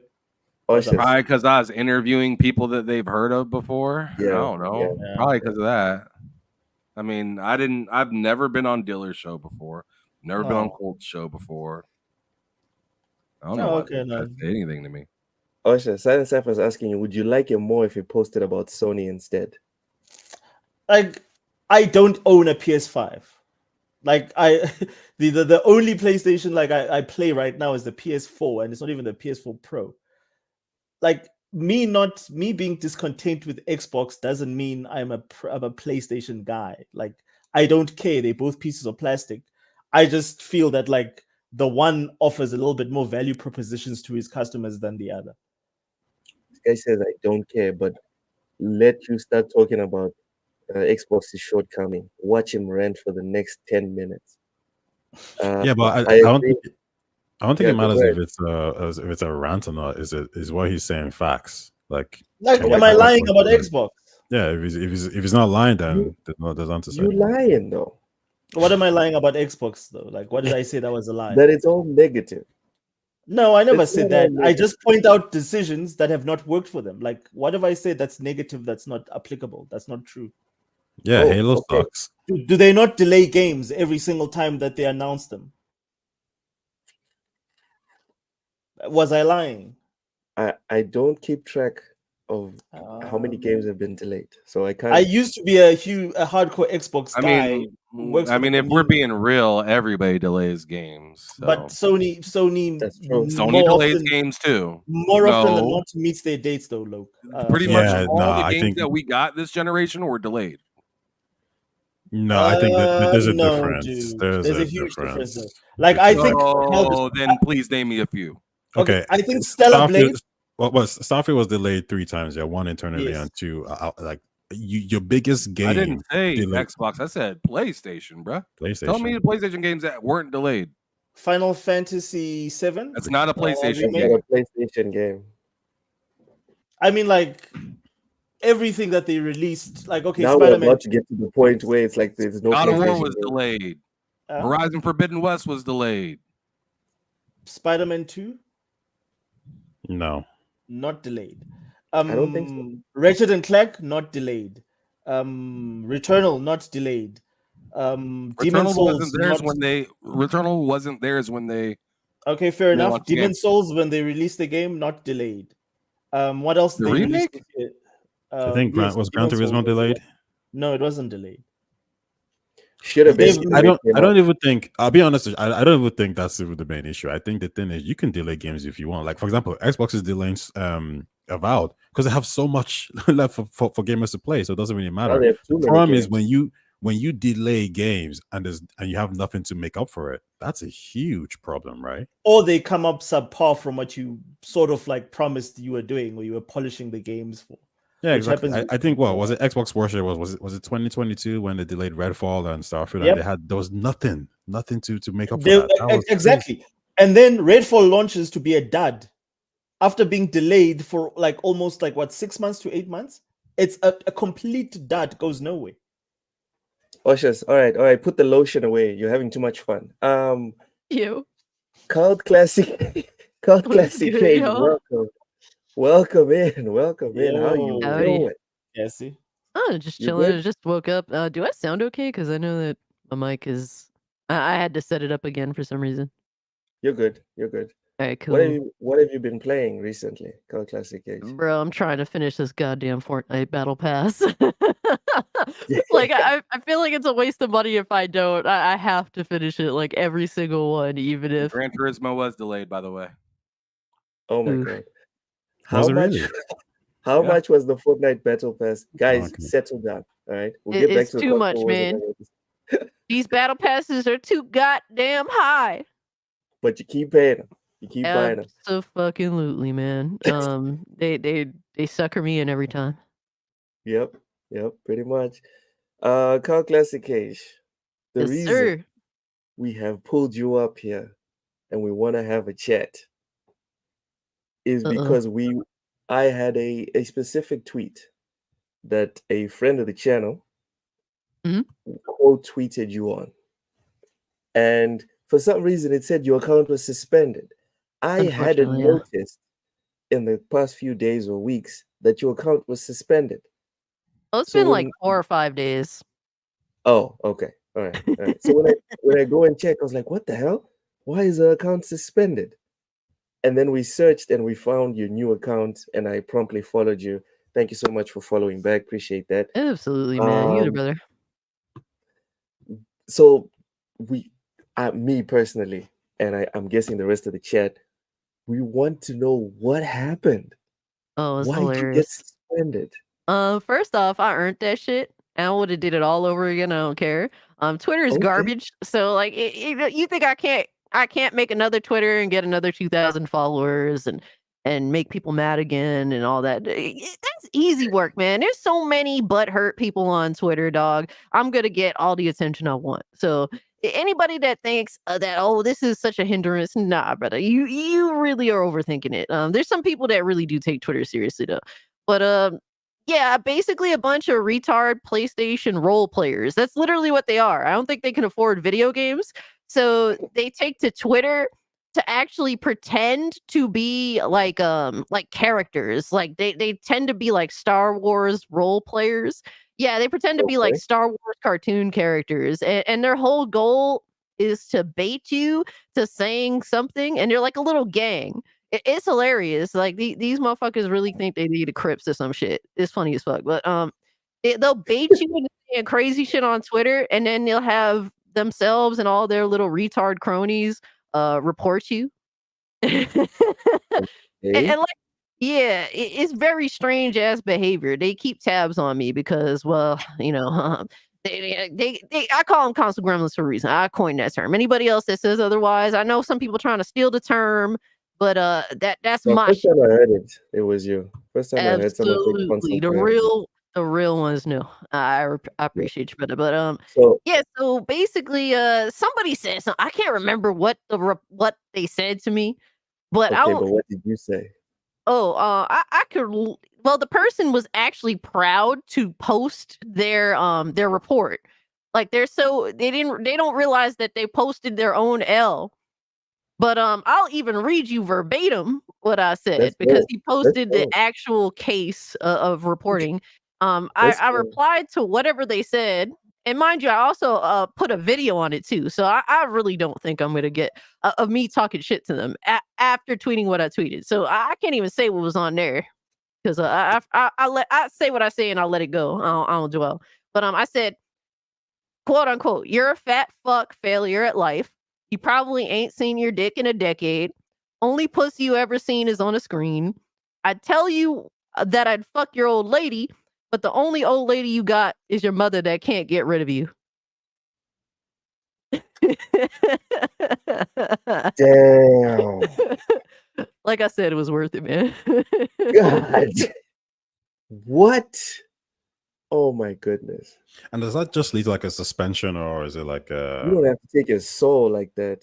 Jeez. Sorry, go ahead, Kyrie. ban? It's a permanent ban, but I do know people that have been permanently banned before, and they said that and they've actually gotten their accounts back. They said just keep spamming like what you call it, appeals, and there'll be some asshole at Twitter that feels sorry for you eventually. But I don't care. God It's damn. whatever, man. Oh damn, Cassie. Did you have to go for his soul though? Jeez. I mean, bro, they take it so seriously, like that. Yo. I be giving them that energy, man. I got to role play too, man. I'm like, I got to play a Mortal Kombat character and hit him with the fatality. Oh my goodness. Vic approves, says bravo, bravo, well done. Thank you, sir. Thank Silent you. Cypher has the same reaction as me. Just damn. Damn. Damn. It's like Florida Evans from Good Times when the husband Yeah. died, and she just slams that thing on the ground. She's like, "Damn, damn, damn." That's Damn. that's a classic, man. I love Good Yo. Times. And you said it was worth it at the end. God damn. That's an Absolutely, iconic man. moment. Oh See, yeah. that The iconic downfall of that series, sad to say, because James Evans was the man. Wow. Carl Classic H, thank you so much for coming through. I really appreciate it. Short notice and all that, but really Oh yeah, appreciate man. it. We have one more topic to go through today. I don't know if you want to stay with us, and then we can get up out of here. Sure. Or would you rather just plug your stuff and bounce right now? I love hanging with y'all, man. All right, awesome. Thank you. All right, so the last one for this week, I just wanted to remind everyone that I'm trying to 100% Elden Ring on Steam. I'm currently at 95 hours. I'm still stuck on 26 achievements, but I will do it this year. Hell Mark yeah. my word. Ham Solo doesn't believe me. Oshus doubts me. Tai, I haven't asked you yet. Do you think I can 100% Elden Ring this year? Yeah, man. You're not Tai. Tai, answer the question. I'm tired of you asking people. God damn it, Tai. Tai, is this motherfucker asleep? You know, he's gone and he's muted, so move right. on. Call Classic Cage. Do you think I can do it? I believe so, man. You definitely when you set your mind to something, you definitely be doing your thing, man. So I gotta respect that. Nah, fuck that. That's Yo. some cap. That's some heavy cap. There ain't no way he's gonna do that. Like that thing, like that's like some Motherfucker ain't serious. finishing it by the end of the year. Oh, I this got is wants to get- definitely He wants to platinum the game. Like I don't think Yes. that's dude. Like I don't think that's possible for But I'm a- using a Call normie. Classic Cage. I'm using guides. I'm using YouTube guides for like weapon Dude, build, it's character not that build. hard. Thank you. And even Have you- like where to find the bosses and whatever. Right now, I'm struggling with just beating the bosses. But that Look, but here's finding how them- I know it's not that hard. Not because I've played it and done it. No, but I have a friend who is severely mentally disabled who who maxed out his character. Like apparently the max level is like level 700 and something, and he beat the game and got all the platinum. So if he could do that shit, man, our boy here can do that. Fuck Let's that. go. Let's go. God damn it, Ham. Are you serious right now?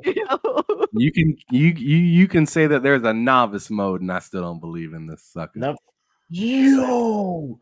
You telling me there's an easy mode and I still can't do it? Man, that's All rough. right. You're gonna be That's too rough. busy on season two, year 2032 Madden. You're gonna be on there. Yeah. I'm still yeah. working on Elden Ring, y'all, but I had to stop and play a quick game of Madden. All right, Ty is back. Ty is back. You know what? At least Hey, what's Classic up? Cage believes in me. Ty, I have Absolutely. a question for you. I have a question for you. Right now, as we speak, hold on. Let me open my Steam just so I can be 1,000% sure. I haven't earned any new achievements, but as it stands, there's 43 achievements on Elden Ring. I'm aiming to get all 43 before 2025. Ooh. Got like Do 5 you months, man. believe- Yeah, hold on. Also, let me give you the handicaps. I'm using YouTube guides to find bosses and artifacts. I'm also using YouTube guides to like get the best build. But at Do least you you're not think- using a Kotaku guide, so you're already, you're doing a good job. No. I want to know how to play the game. I don't care about the genders of the characters. Ty, do you think that I can pull it off before 2025? Yeah, for sure. I mean, if you're using YouTube guides, then yeah, for sure. Yes, let's go. You know, So- because I was playing Elden Ring myself, and as There much you as go. it's difficult, as soon as you start to get the hang of it, and then you start to check up on things, yeah, it kind of be. I don't want to say it's a breeze, but it's a lot more doable. So Look hold at on. Let me- Lowe's. For 3 weeks straight, he's been farming for support on this channel of just people needing to believe in him because he clearly doesn't believe in himself. Why But do he's you no. have- asking everybody else if he can do it. Why you instead of like this, man? Yeah, it's Why you like good it? motivation, you know. Thank you, Ty. Check it out. 95 And- hours. Classic Cage. Also check it out. 95 hours. I've got Nice. 26 out of 42. I'm over 50%, guys. Look at this. I'm over 50%. I think you peaked, over bro. Like I think that's it. 50% Like Oh no. like my What? man, like these are the only two supporters that you have, Luke. Like, you're not gonna do it, bro. Like, you wanna put money on this? Like, Look, we man, can't put money on- I know autistic dedication when I see it. Okay, do not That's doubt this 95 man. hours.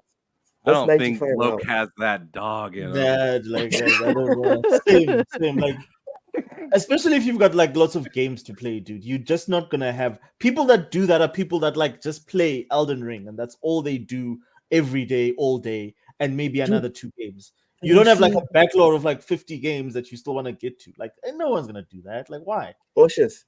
That's Yeah. 95 hours I put into this motherfucker. You think That's I can nothing. put in another That's 95 and finish this? People put 300 hours in Starfield and still hated it. Like, that's dedication.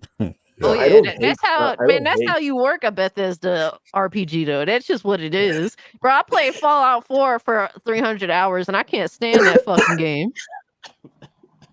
Wow. Look Wait, at this. Silent does Sci-Fi. Elden Ring get does it get more difficult? I don't know if that Yes, question it makes does. sense. Yeah. Yes, it does. Okay. The bosses get increasingly like whatever you think you've dominated, right? Right now, Ty, you're feeling comfortable, right? You're feeling safe. Don't get comfortable. I Okay. That's mean, you don't have to do the DLC though, right? So it's not No. it's not undoable. Just the base game. I can do this. I can freaking do this. Silent Cypher comes in here with a very mean super chat, but thank you so much, Silent Cypher. Appreciate it. Appreciate it. It says, Damn. Loke, pay me $10. I'll kick you in the nuts and we can call it even. Way better than abusing yourself in that game. Yo. Well, that's hectic. I mean, All right, that's so- a pretty good deal, Loke. Save you from having to talk to me January 1st. I can do this, Ham. Even if I have to, like, on the 25th, tell my wife and my kids, like, guys, fuck y'all. I need to focus on this because I can't I get into think you should 2025. have done that already. No, I can do this. I can do this. Anyway, I think you're Anyway. behind the buck. Wow. Big Mad Mo says I ain't doing nothing. Didn't some chick use a head control system? Guys, there's no need to make fun of me. I can do this. All right. Are you guys Anyway. familiar with Marlon Brando, the actor? Yeah. No. Yeah.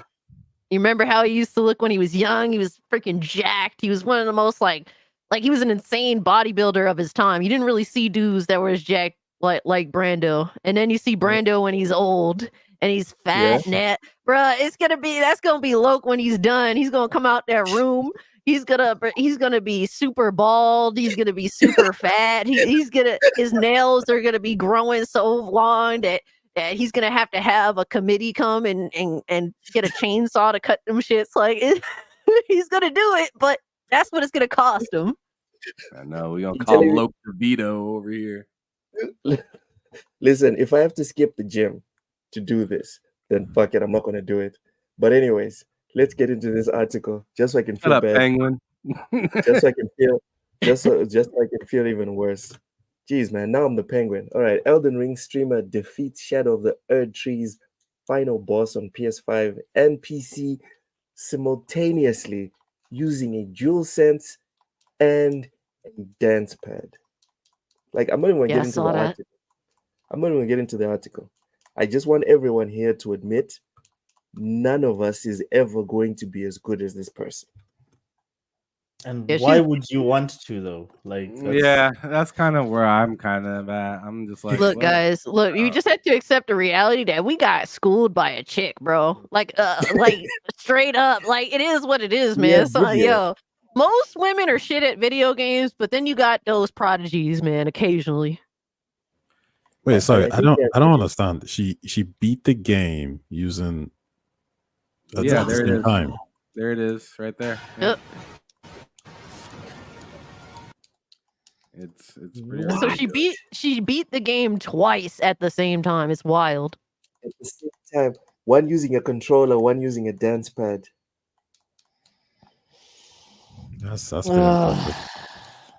Well, it is what it is. Dude. Yeah, I'll be happy if I beat Australia Elden needs to Ring get once. her on the fucking phone now. Okay, but is Not she even like at footwork. is she good at the game in the sense that Like, does she like beat the game in like good time? She's monstrous, dude. Okay.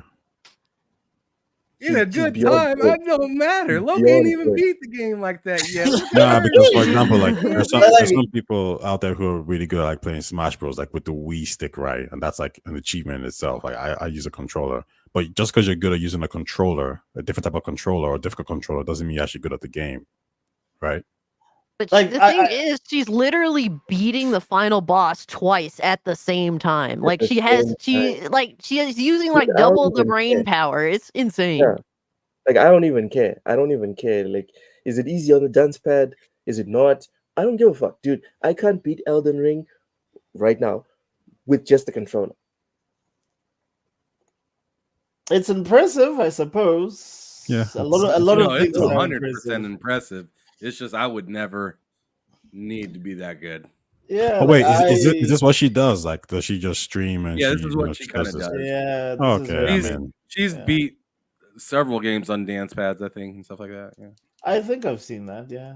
I think that's Look, what yeah, I man, mean, it's it's still rare. impressive, but It's rare when I'll go out of my way to give a female her props because there's a lot of women out here are too prideful. But you got to tip your hat to this chick. She's She's a insane. gamer. She's a gamer, like a proper gamer. I would say she's a hobbyist. I think she's like a little bit beyond that. I mean, like for you to Hobbyist? actually, yeah. I mean, like Hobbyist. she actually has a mat that she finishes like hardcore games that are meant to be played on a controller. Like, Hobbyist. Do you want me to Yes. look up the definition of a hobbyist? This chick Yes. is so beyond hardcore. It's what does what hobbyist are you say? talking about? Next, I need her to beat this game on a driving wheel. Let's go. And she'll probably do that because that's what she probably does. I beat Radon in third Oh. gear. Hell yeah, bro. yeah, I think Driving- yeah, Wow, okay. hobbyist. It seems like she's probably a hobbyist. Yeah, I think that definition fits. Really? All right, let me look up the definition of a hobbyist. A Because person who pursues a particular hobby. It's so vague. It's vague enough. Hold on, Like hold it on. fits. A person who pursues. Oh, fuck off, dude. We're all hobbyists then. Yo. But she's actually good at it, Luke. She's not at level like what are you like 90 hours Fuck in? off. Fuck off. She's Right? probably got like 1,000 hours on that match, just playing on the match. Guys, I can barely walk and chew gum at the same time. This chick beat Elden Ring twice at the same time. Holy shit. Yeah. That's wild. Yeah, I mean, I think ain't finna gamers diminish like a goddamn thing about this shit right here. Like I think What? like we're all gamers, yeah. But if you know those guys who are into finishing games quite early, like those Yeah. time, yeah, Speedrunners, like those speedrunners. would be hobbyists, right? Like your completionists and stuff. Yeah, like completionists that. would be by hobbyists. definition. And then people no, that- guys. No. By definition, guys. Oh my god. This This girl's a definition fucking is pissing athlete. me off. This is pissing me off. Yeah, she should be breakdancing at the Olympics. That's what she should be doing. Guys, Hell yeah. I told you, Australia needs a deep game. Sorry. Mhm, Okay. what's up? The definition of hobbyist is a person who pursues a particular hobby. Yeah. Everyone agree. is a hobbyist. By No, I agree. that definition, everyone. Mhm. As soon as you touch a controller, whether it's 1,000 hours or 1 hour, you're a hobbyist. Everyone's a hobbyist. This definition means No. nothing. It's vague. What does But I it think say? where I would Hold on. differentiate is like I think gaming is a pastime for everyone, but if you're into a specific type of segment which is completionist, or if you're playing every game on a dance mat to kind of complete something, I think that's a little bit different. I'm not saying I'm right in my definition. I'm just saying I could see where Usher is coming from when he says she's a hobbyist. Yeah, I mean she's particularly it's like the difference between you can play a sport, but it doesn't mean you're an athlete. It means that yes, you can catch a football, you can dunk a basketball once in a while, but it doesn't make you an Yeah. athlete. But like the moment you take it seriously to the point that it's like a discipline, you spend 5 hours a day training to do that, it sort of makes you different from the average guy that just does it because they can, or they have some extra money to buy games. No, dude, like that's Yeah, I would agree with that. I mean, I'm not saying the definition is correct, but I think I would lean towards that.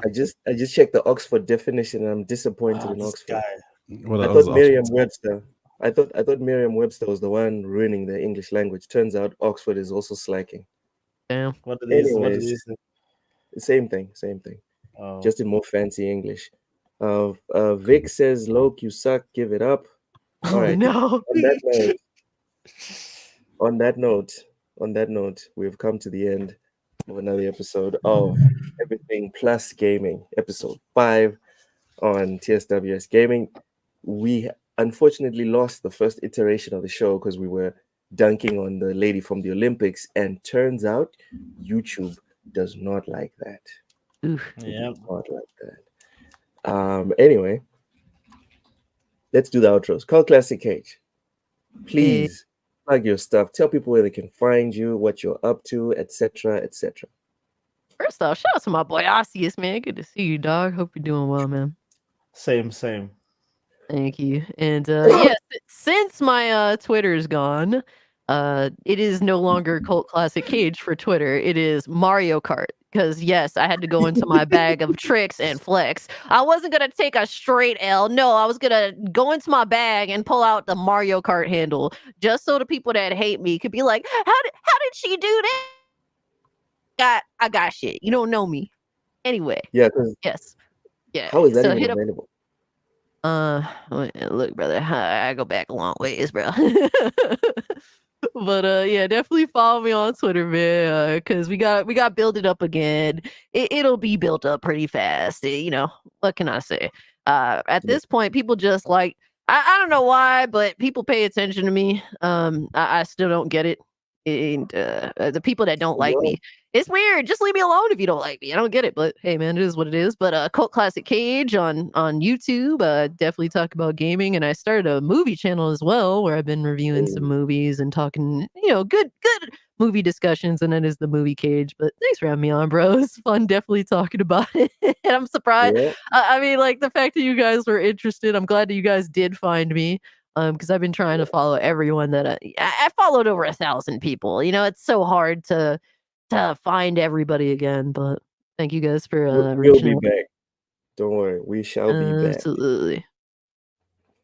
Taya is gone. I don't know what happened. Probably because it's like, oh my god, it's midnight.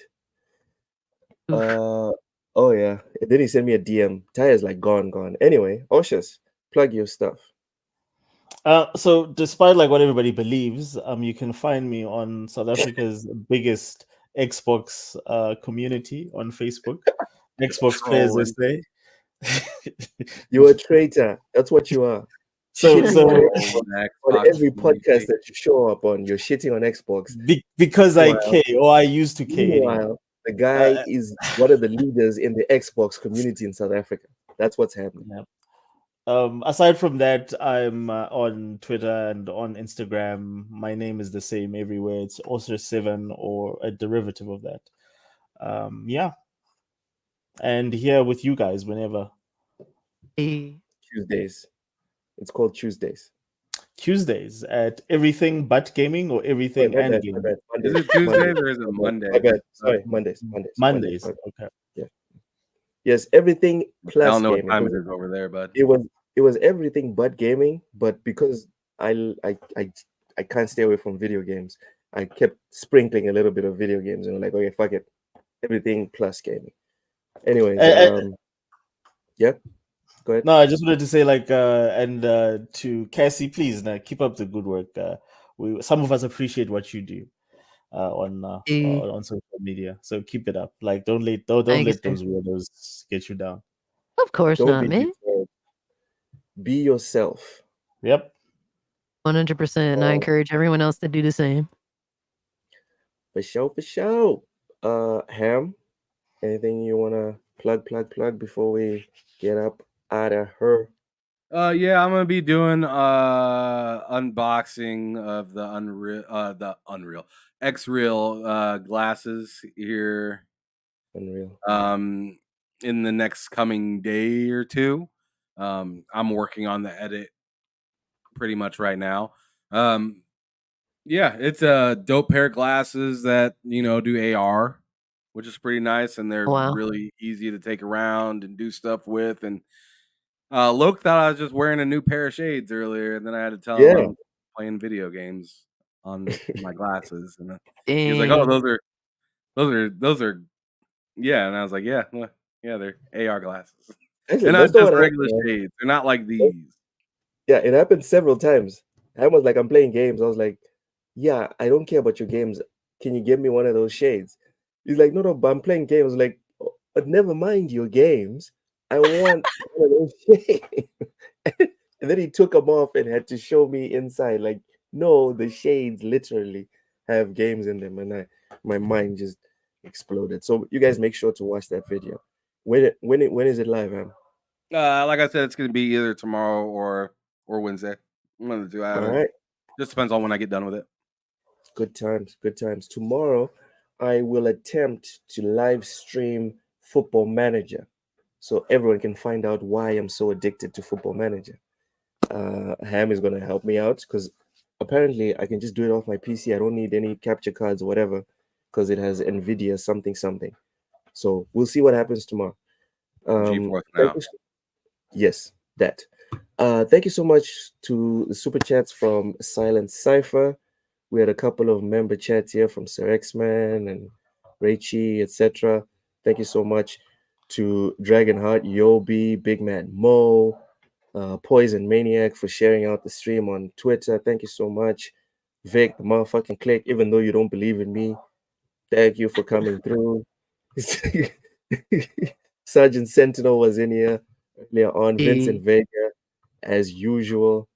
DJ Birdo, Snapple as well. Thank you guys for coming through. If I did not mention you, apologies. We do appreciate you guys coming through and supporting TSWS Gaming. Like I said, tomorrow I'm going to try and live stream Football Manager, and we'll see how that turns out. Wednesday, as always, it's going to be the lowdown with me and Ham Solo talking about video games. Fridays, again, it's bullshitting me, Ham, Cozy, Matt, Mental Nina, and a special guest or two. Maybe Cult Classic Cage. Huh? You feeling a Friday guest appearance? Next Friday? This Friday. Oh man, I could do next Friday. This Friday I'm seeing the Alien movie. All right, you're locked in. Next Friday, Cult Classic Cage makes her big return after Elon Musk tried to destroy her.